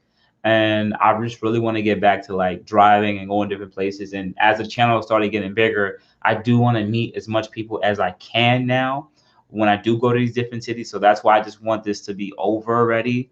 I want people to either take the vaccines or don't take the vaccines. I just want us to just be able to travel and meet people. Meeting people is super important. And I've got to learn a lot of you, talk to a lot of you people on my IG, which has been a great time. And also when I do go live and talk to some of you guys, and I also see you guys in the comments, and I do see some of the repetitive names. So I like to sometimes put the screen names with the actual people. So when I went to Atlanta, Georgia, it was dope because it's like, people was like, oh, I'm what you call it on da da da. I'm like, oh, it's good to finally meet you, you know? And it was like, I had so much good conversations. Meeting people, I think, is one of the best things when it comes to this YouTube thing. I don't know how the YouTubers do it. I don't know how they move, but I value human interaction. I value getting to know you guys because you guys keep your channel going. If you guys wasn't watching, there will be no channel.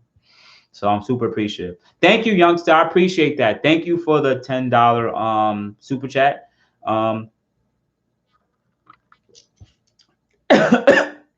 Hey, what's up, Boost? Checking in from Pomona, California. I have a question for you. I have a 2017 Q50S with full exhaust, downpipes, and frozen boost heat exchanger. What ECU upgrade to go with? To be honest with you, frozen boost is cool and all, but you live in probably a more warmer climate. I would recommend for you upgrading to a I would recommend you upgrading exchanger to at least a PLM, Mishimoto, or even a AAM. I have an AAM heat exchanger. You can keep the burger tuning heat, the frozen boost one. You can keep that, but at least if you upgrade to the second heat exchanger, you'll add more coolant to the system, and you'll have a dual pass heat exchanger rather than a single pass. Okay. But when it comes to the EcuTech upgrade, it depends on the tuners that you have in your market. You're in Cali, so I believe the tuner I know that's out there is Specialty Z. I think he's out there in LA, and he has a dyno and he can tune car on 93. But if you're talking about remote tunes, the ones that I still recommend on the channel, I'm not saying they're free promotion. AMS, Go Racebox, Specialty Z, Z1 Motorsports. You have RS Sympathy or Felfa. Someone's gonna comment below, but Martin from Florida, you have him, and you have at least one or two other tuners that I'm not gonna really name of right now. But the ones that I spoke about are the ones that I recommend at the current moment. Okay, thank you again for the super chat. I appreciate you so much for that. Okay, cool. Okay, Guard said this will be a high kite. So once again, Guard, 10.5 inch, right? Go with an offset or right around that 50 to 40 offset if it's stock height. You can go with tire size, I believe about a 275 on like a 40 offset or a 50 offset. It should be right around flush with the car, the body, the wheel well of the car. The reason why I don't want you to do a 25 or 15 offset on the 10.5 is, it's going to stick out from the body of the car, and it's not going to look as good. We can't keep up with the higher horsepower Q50s yet, but it's still fun to have some friendly rivalries. You know, I really wish that the platform for the Stingers and the G70s will get a bit bigger. I think they have a really good motor, a really good transmission. I just don't think that they have enough aftermarket support, because, you know, the thing is, the critics will sit there and say, this is an amazing car, right? They'll be like, look at this Kia Stinger, look at this G70, it's an amazing car. But when it comes to the consumers, we don't value it. Why? A bunch of people hop in Q50s with a simple V6 and 2 turbos, and they're everywhere, and they're cracking 700-800 wheel horsepower. People hop into 340s, M55 and B58 BMWs, making hell of power. And what I'm realizing is that some manufacturers have always had that performance. So Nissan was always a performance pedigree. Lexus has always had V6 motors, but why don't I see a bunch of IS350s V6s tuned and modified? Because no one really likes them as much, but they do have power for their V6 too. It's the same BQs that we had, but people rather drive around in G37s than ISs. You know what I'm saying? So the consumer is still what picks, still points the manufacturer where they're going to be going to. And those two cars, the G70 and the Stingers, should have gotten more love from the community. But I think because the name Kia really stirred people away from the Kia, and the G70, I think, is a good-looking car. The G70 is definitely a good-looking car. And I've sat in it. It's a really, I haven't driven the car, but it was a really nice car on the inside. I mean, honest with y'all. But the name of the Kia, the Genesis, kind of going with each other, kind of steers you away from it. In all honesty, I think the Genesis G70 should have been more affordable on the market. Their lease rates was high 400s, mainly $500 a month. Why would you want to go get a Genesis G70 for $500 a month when you can go and get a freaking Q50 Red Sport for about $450 or even cheaper? You know, people feel more confident and okay with that. People will leave their brand if there's a bargain. And I don't think that's, I think sometimes these marketing companies, the marketing part of some of these companies, they don't think about that. It's like they're not consumers. They're like stuck behind a keyboard. Maybe I should get into marketing or something like that. Maybe I could turn some shit around. I'm really just ranting right now, just chilling, vibing. We keep up the high force, blah blah blah blah. LSD and upgraded drive shaft in your future plans. I didn't think about that. I didn't think about the LSD because I'm all-wheel drive, so I just leave it up to the ABS systems. If you're rear-wheel drive, then get an LSD if you want, but I'll leave it up to the ABS system. Upgraded drive shaft.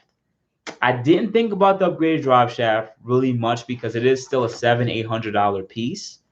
Also, to add to it, I am going to be getting a solid transmission mount soon installed. So I'm not saying that I won't get a aluminum drive shaft, but we'll have to wait and see as time goes, because I don't have to jump into that right now. That's a modification that you can do at any time.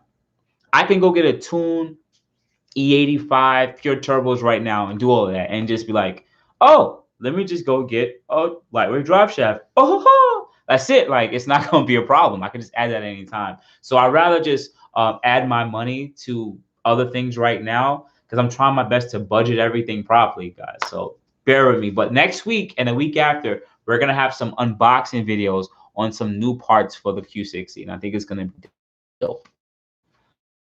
Also, for some people who didn't watch this video from the start, understand that I'm gonna have a full CATBACK exhaust on this car really soon, and it's gonna be tuned on 93 very soon, a lot sooner than later. So I hope you guys are gonna be super excited about that. There are some crazy fast. Okay, so how is it the CVT and 8 gens is it better than the 7 gen? I don't know, Ricardo.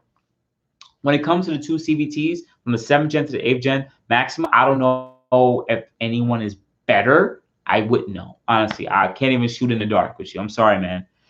So no straight pipe for the Q50. No, I don't think you should do straight pipe on the Q50 at all. I mean, if you guys want the loudest exhaust and you just go full catless and no resonators, no muffler, then if you guys enjoy that noise, go ahead.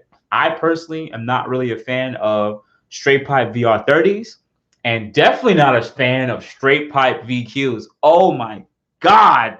Yo, that car wakes up neighborhoods. Like, oh God.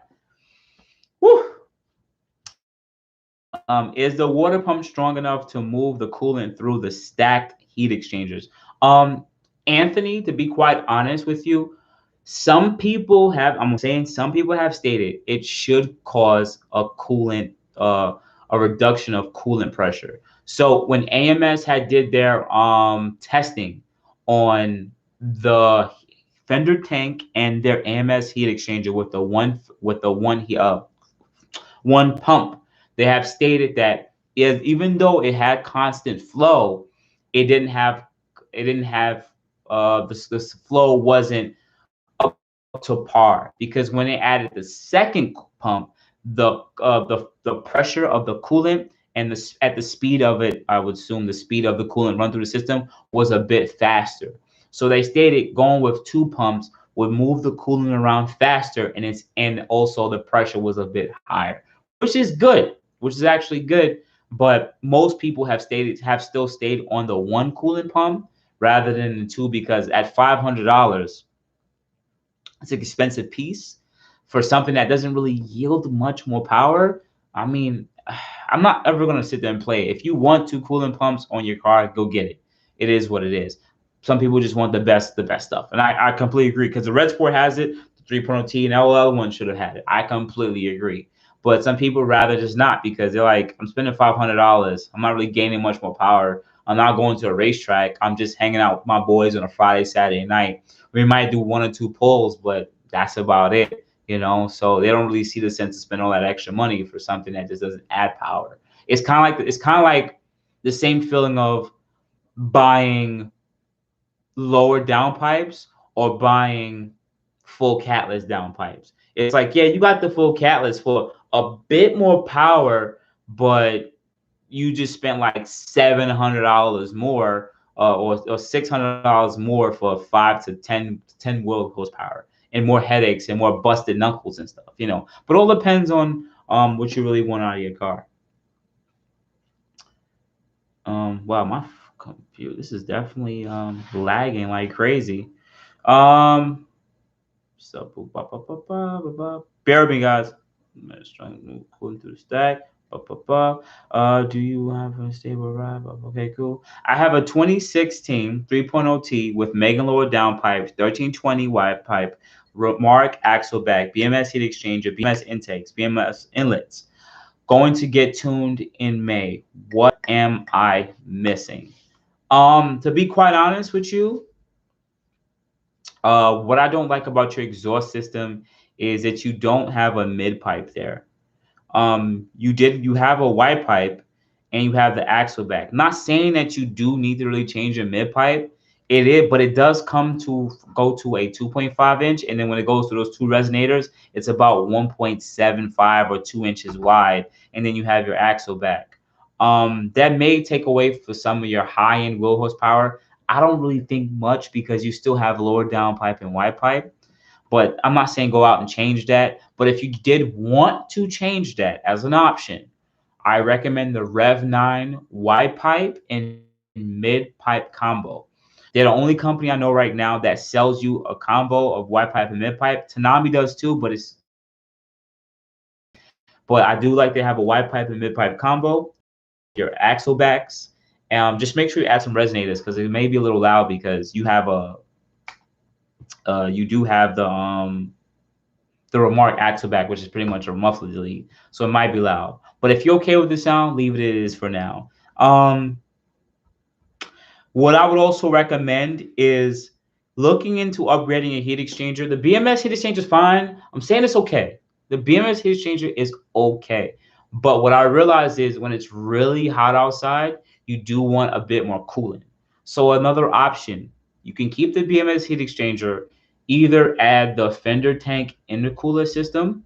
This is the fender tank that adds about 1.6 more uh, gallons of coolant, or you can add in a more affordable another heat exchanger such as the Mishimoto, AAM, AMS, because you'll have dual pass and you'll have two heat exchangers. It's just better so that you can have consistent performance. I realized the BMX heat exchanger did its job, but and when it got 80, 90 degrees, it was just like it wasn't big enough. It didn't have enough surface area. So I didn't have as much consistent performance. Even though I was better than stock, I just wasn't performing as better as an AMS or AIM heat exchanger. Shout out to Unyoungster again, man. I appreciate that, man. Thanks again for the super chat. Boo, should I add and install a solid rear transmission mount on my stock suspension Q50? What are the pros? Youngster, I'm glad you talked about that. You know what? I'm gonna let you guys see it first. For all the 46 people that are watching, I have an unboxing video coming out next week.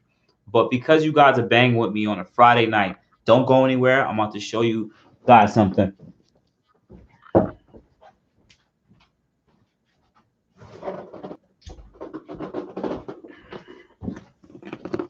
So when the video come out, y'all better still watch it. Y'all better still watch it. All right. So Drop Bear is coming out with their solid transmission mount for the all-wheel drive and rear-wheel drive. Sometime next week, I'm gonna be installing this solid transmission mount on my stock suspension Q60. I'm not gonna add any other modifications. This is the only modification I'm adding on top of just doing the regular maintenance on the car and inspection. So I'm gonna know directly how much of a difference this makes it feels when it comes to transmission shifts. So shout out to Drop Bear Performance. And I also have to talk to Mike about Mike Mixon talking about how because he has to put it on his website and stuff. But I'm gonna give you guys a direct experience. But what I can tell you is this: what I'm assuming, I could be wrong. I'm gonna have a bit more feedback from the transmission itself because the stock transmission mount is very slushy. It's soft, so you have less feedback from it. If any of you guys ever driven a dual clutch car, you feel more of the shift. You feel like the car is more mechanical. So I'm assuming that I'm gonna get more feedback from the transmission itself during the shifts because now the transmission isn't going like this. It's being held in place, which means a lot of the torque now is being applied more to the drive line. What do I mean by that? Because now that it's not on a soft transmission mount, the transmission is staying still. Now all that extra torque that would have went away when it twists this way is now going to be added more to the drive shaft, more to the differential, more to the axles, and more to the wheels. So technically, you should regain a little bit more pounds of torque going with solid transmission mounts and or engine mounts. I don't recommend it because it's probably not going to be as comfortable. It's too much feedback into the body of the car. But we will see. I will let you guys know when that gets done. It should be within the next week to 2 weeks. All right, so watch out for that video.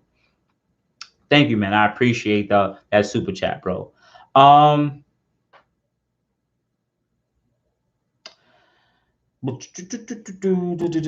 more stable ride, but what if you're trying to drive fast and it feels more like a tank? I don't know if that question was for me.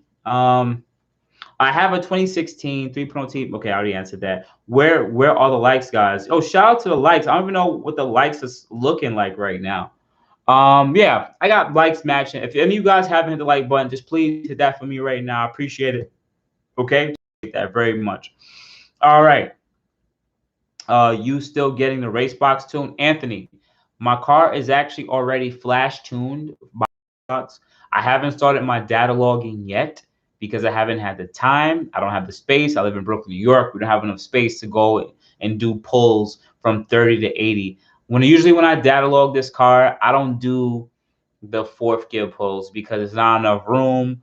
You're breaking a lot of laws. So I usually do the 30 to 80 pulls, and I do it with those type with 30 gear pulls. It's just a little bit easier. If I do find some more open road after a few revisions, then I'll do the 4th gear pulls. But mainly, when I do it, I'm probably gonna do 30 to 80 pulls.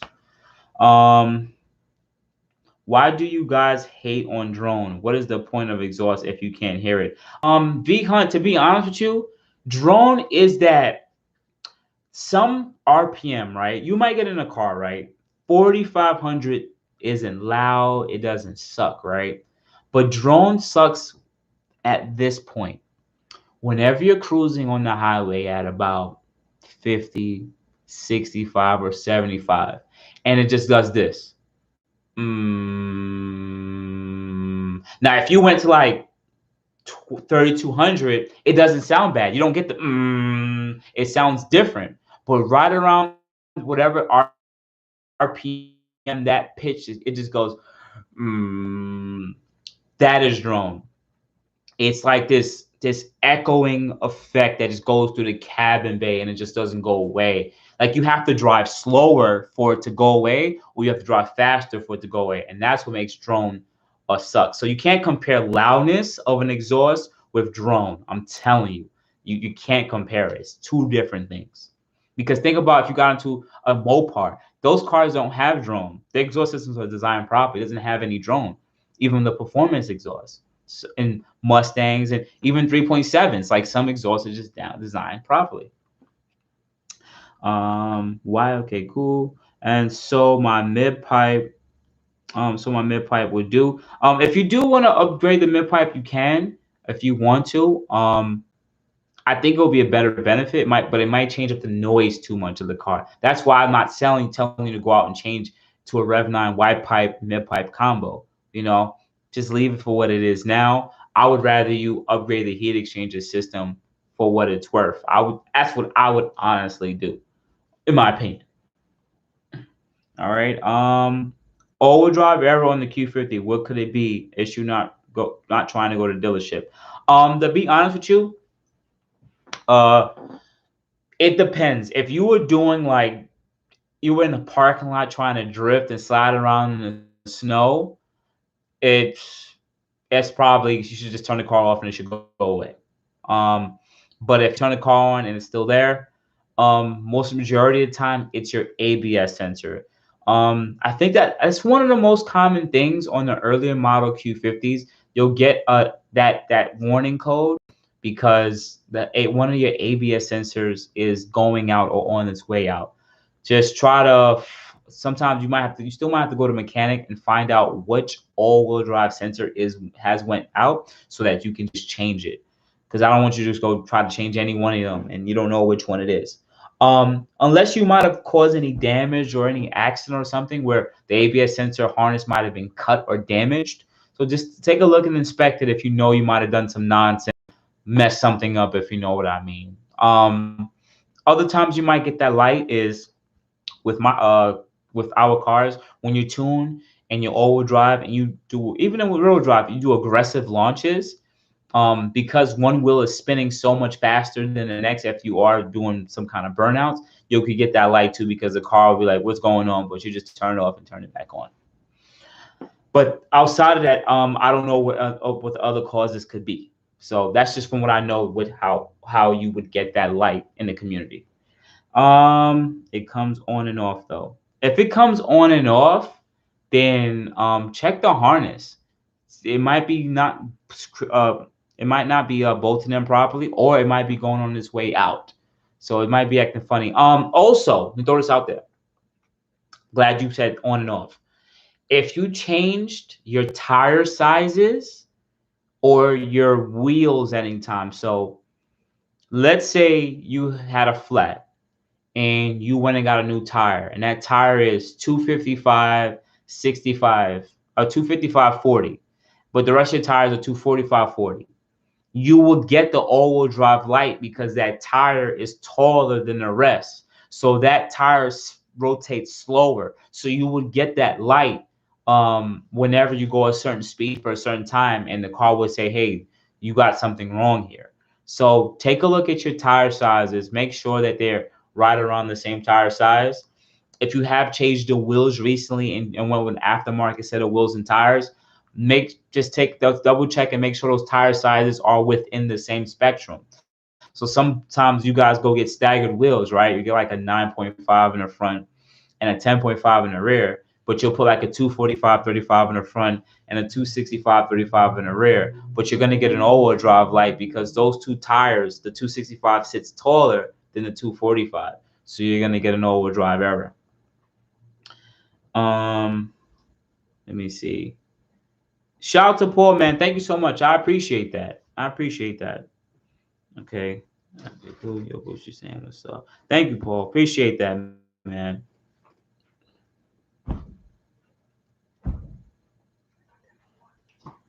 Are the blow-up valves necessary? Are the blow-up valves necessary? Are blow-up valves necessary? I would say blow-up valves are more of a. I always said in some of my old videos, blow-up valves are more of a safeguard. They're not really for performance, but they do relieve the excess amount of boost pressure. These cars are going to be running 18 to 20 pounds of boost. If you're not releasing the excess boost, sometimes that boost backs up, goes back into the turbo for a brief moment, or the seals or any seals that are around the intake system over time can leak with extended mileage. Our intake track is relatively short. You've got the turbo, that intake coupling that's like this tall. Then you have the intercooler itself, Then you have another silicone coupling that goes to the plastic intake manifold. And after that, it goes right to plastic intake manifolds that goes right into the motor. It's not really something you have to really jump into, but it is a safeguard and it does release the excess boost. I don't think that's a problem. So really up to you. If it's a lease, don't waste your money on it. If it's a finance, why not? It's a preventative measure. And they're dope. Okay, cool. Thank you, Paul, man. I appreciate that. So I've been on this live for about 2 hours. I've been really chill, just talking. I haven't really had that much excess energy. I'll say once again, like I said before, in the next 2 to 3 weeks, you're gonna see some updates on the channel. You're gonna see a full 3-inch full downpipe exhaust system with a valve controlled CATBACK exhaust. So you're gonna hear sound clips. It's gonna be pretty dope. Hopefully everything runs right. You're gonna see me install a solid transmission mount in the next couple weeks. You're gonna see a tune. The car's gonna start getting tuned, data logging. The Q50 is gonna be completely gone. You're also gonna sit there and see some tuning done. I'm gonna try to do some road races and digs with a couple of people I've been meaning to do videos with. I'm gonna try to give you guys more videos. You're gonna see I have to repair the BC Racing coilovers. Well, not repair them, rebuild them. You're gonna start seeing more installation. Hopefully March is a lot warmer than February, because I have a lot of parts that still need to go on the car. The car is gonna be lowered, alignment. There's gonna be a lot more videos coming, more hands-on stuff. Less videos of me talking. Hopefully, I'm still gonna talk, but there's gonna be more still me putting parts on the car, which is you got what you guys are really what you guys really love. But I would honestly sit there and tell you guys in the next 2-3 weeks, I'm really looking for the second car. I just don't want to have all the anxiety of knowing that I have this one car and this one car only. So the second car, like people asked before, it's going to be a G37. I want it to be a G37 coupe. I don't know if it's going to be rear-wheel drive or no-wheel drive anymore. I don't know if it's going to be drop top. It's how I feel, and it all depends on the price. If it's a rear-wheel drive, 2013 automatic, it is what it is. As long as it's clean and it's the color I like. If it is a 2012, 2011 convertible with a 6-speed manual, it is what it is. It's what I like. It's just so I can have another car for the channel that's relatable to you guys. You guys will enjoy watching. something I'm comfortable in driving, and I can modify and just have fun with too on the side. So let me see if there's any much more questions, because we're 2 hours in. I do want to go another hour, but I mean, I'm a little tired, and I was drinking a little bit with you guys. I'm more chill tonight. It's a Friday night, you know. Thanks again, Paul. I appreciate that $10 super chat, man. I don't have anything to drink though. They're dope. How has your experience with the warranty worked with modding the Q50? To be honest, when I modded the Q50, I never went back to the dealer. I only went to the dealer once when I first, and after that, I took care of most of the maintenance on myself. So I didn't really run into any issues, any real problems like that. So anything that was major that I know, anything that was major that was something mechanical, I know I can fix on my own. I did. But all in all, for the first 25,000 miles, I didn't have any issues. So I do have to make a closing video for the Q50 on the first 25,000 miles with it and how it treated me. Thank you, Fatty. Okay, why don't you think the new TLX Type S is a threat to the Q50? The reason why I said I don't think it will be a threat is because it should be a transverse mounted all-wheel drive. So most sports cars usually have a longitudinal mounted drivetrain, a driveline, and it's going to be transverse mounted. So even though it has double wishbone and all that stuff, it's still like some of the older Audi cars that have the engine that sits on top or in front of the front drive axle. That is a lot of understeer. That's not a proper racing car if you wanted to race it. But when it comes to the motor itself, even though it might be transverse mounted, I do like the idea of a single turbo V6, and if it's a hot V single turbo, I think it's going to be good for the aftermarket especially that's a Honda. And as long as the internals on that motor could take some power, I think it actually may be a problem in the sense of it may make a lot of power because it'll be single turbo rather than two small tiny baby turbos. But we have to see how good that transmission is on a transverse mounted transmission. We have to see how the chassis handles that over pound of torque, and we just have to sit there and see what's the tunability going to be. But I don't really think it's going to be a problem because Q50s and Q60s had 4 or 5 years on them. It's going to take some time for that accurate to start catching up. So you're gonna go and get the Avio? No, I'm not getting no Avio. You joking? You cut ass. I'm not getting no Avio. The convertible hits different. Boost, you're not into the dragy or looking into those numbers. I don't think I've heard you talk about dragy much to see the performance. Eric, if you check some of my old videos from about a year and a half, 2 years ago, I've already used the dragy on the Q50. I've used the dragy on a stock Q50. I've used the dragy with the JB4 and achieved low 4 seconds 0 to 60s and low 12-second miles, 12-second quarter miles. Just check it on my channel. It's some of my older videos. I have so much older videos. You guys think that, you know, no disrespect, Eric. I'm just saying, like, I have so much older videos on everything I've done with the Q50 already. And people that just now finding me are like, oh, you're building a Q60. So a lot of stuff that's new to you is old to a lot of people on the channel because they've already seen what I've done with the Q50. So just definitely go look up dragy or quarter mile times for the JB4. And I even did a dragy for the what you call it, for when I was tuned with full bolt-ons on the Q50. So you can definitely check it out. But if you just want to know quickly, I done a dragy on a 3.0T of when it was stock. It did like low 5 seconds, 0 to 60. Then I did the quickest I did on JB4. I did like a 4.20 or 4.18, 0 to 60. Then when I did the tune with full bolt-ons, the quickest I did was 3.77. So, and that was spinning. I have videos all on that on my channel. Just go check it out. Someone told me I should make a playlist, and I think I'm gonna do that. I think I'm gonna make a playlist for all these videos, try my best to break it down, and I'm gonna probably start saying it in the first 30 seconds of all the videos in the next couple of months, so that you guys can find a lot of this information from install videos, from race videos, from just different type of content that you don't even know that I might have done for the Q50 already. Because understand, whatever I do for the Q50, I technically, even though I'm doing for the Q60, it's going to be right around the same type of content. It's just that I got better over time. So, you know, but thank you for letting me know that. BC Racing. Okay, cool. Bought a 2016 all drive, 26,000 miles 4 months ago. What should I keep an eye on since I've never owned a turbo car before? Christopher, pay attention to oil. Oil is very important. Please pay attention to your oil at least every 2 weeks. Some of you guys drive these cars, you'll never take a look at it. Just pay attention to oil. I think oil is the most important to me because you don't want to lose your motor or turbo. With the higher mileage, understand that if you live in a cold climate, just let these cars warm up at least. Don't go drive too hard within the first 15 minutes to 20 minutes.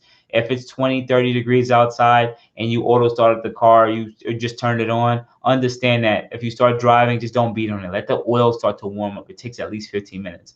Remember, in the first couple minutes of startups, that's when that car goes through the most wear and tear. I would recommend changing your oil. Leave from 0-20 and go to a 5W30 or 0W30. As these oil temperatures get hotter, you lose oil pressure. In 0-20, at a very hot oil temp, you lose complete oil pressure. This is for people who really beat on their cars, but you don't have to do that if you don't. But at the end of the day, I just recommend going over to the 530 or 030. Infiniti actually.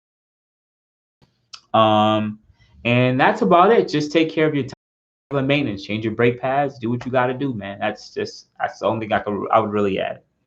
All right, so I'm going to give you guys 2 more minutes if you guys have any other questions, just to sit there and see if you just might throw something else in there. But what I would also want to add is, yeah, I've been having a great journey.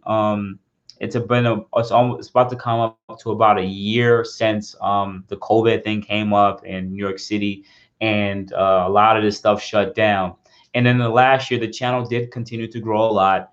Even though I didn't have a lot of events to go to, I wasn't doing as much. And at a point, I didn't even know if I was even going to stay in an Infiniti platform anymore because there was nothing really else to talk about. I was just mostly talking with you guys rather than taking parts off, rather than racing. And you guys really watch that content. And that's when I realized that you guys enjoy this channel not because of, the racing is cool.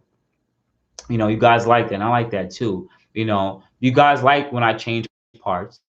That's cool. You get to learn. It's hands-on. But what I realize is I give you guys a good package. Like, I put everything together and I sit there and I give it to you, and I say, listen, you can watch this. You can do whatever you want with this. And you guys sit there and say, oh, this is valuable. What you gave me is valuable. And you guys appreciate that so much. And what I realize is that my YouTube channel gives you guys valuable content.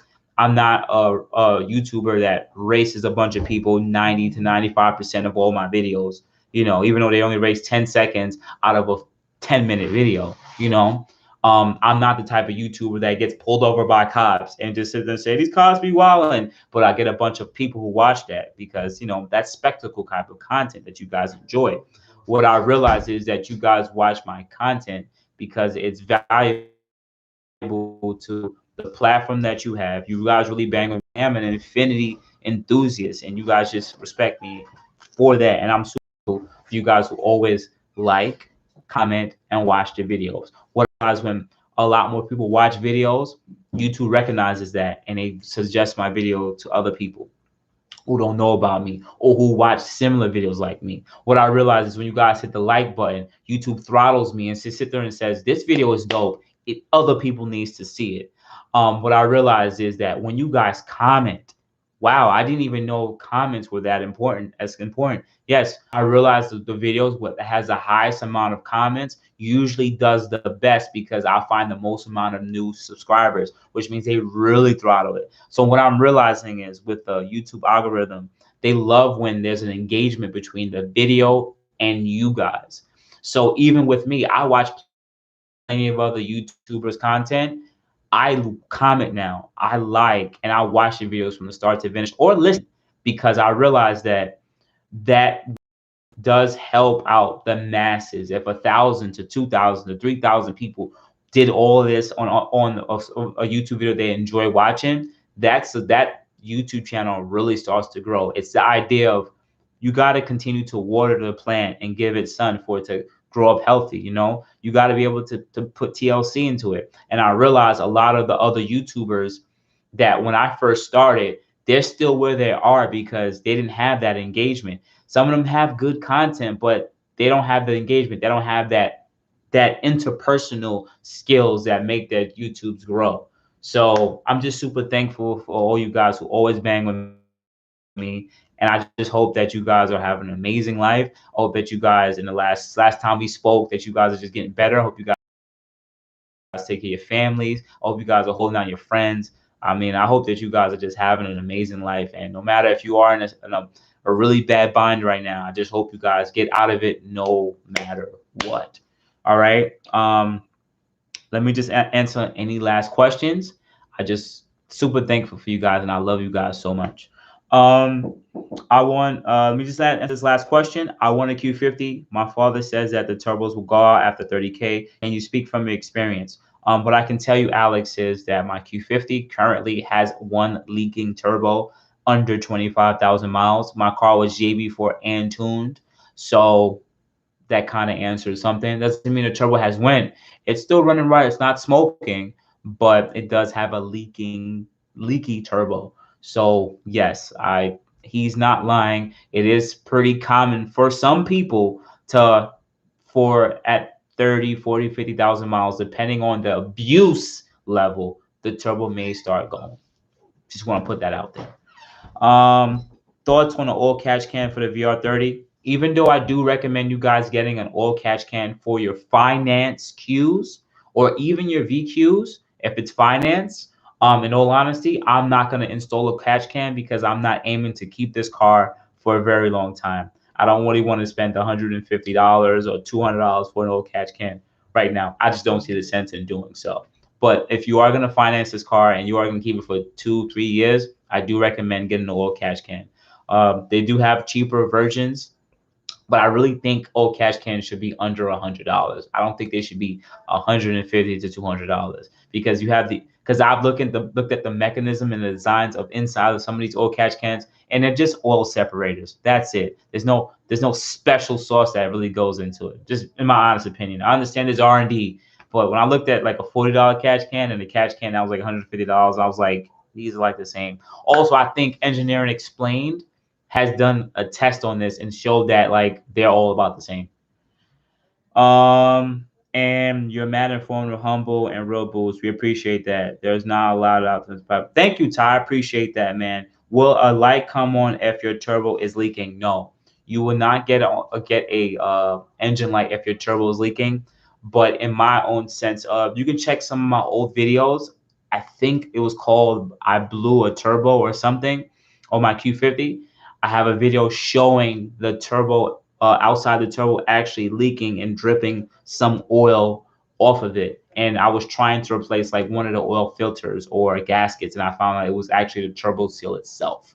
Yeah, but the car ran 100% and didn't smoke any blue smoke or anything like that. All right. So, guys, if you guys have any other questions, if you have IG, Instagram, please go add me on Instagram right now, and you can ask me any questions that I might have missed.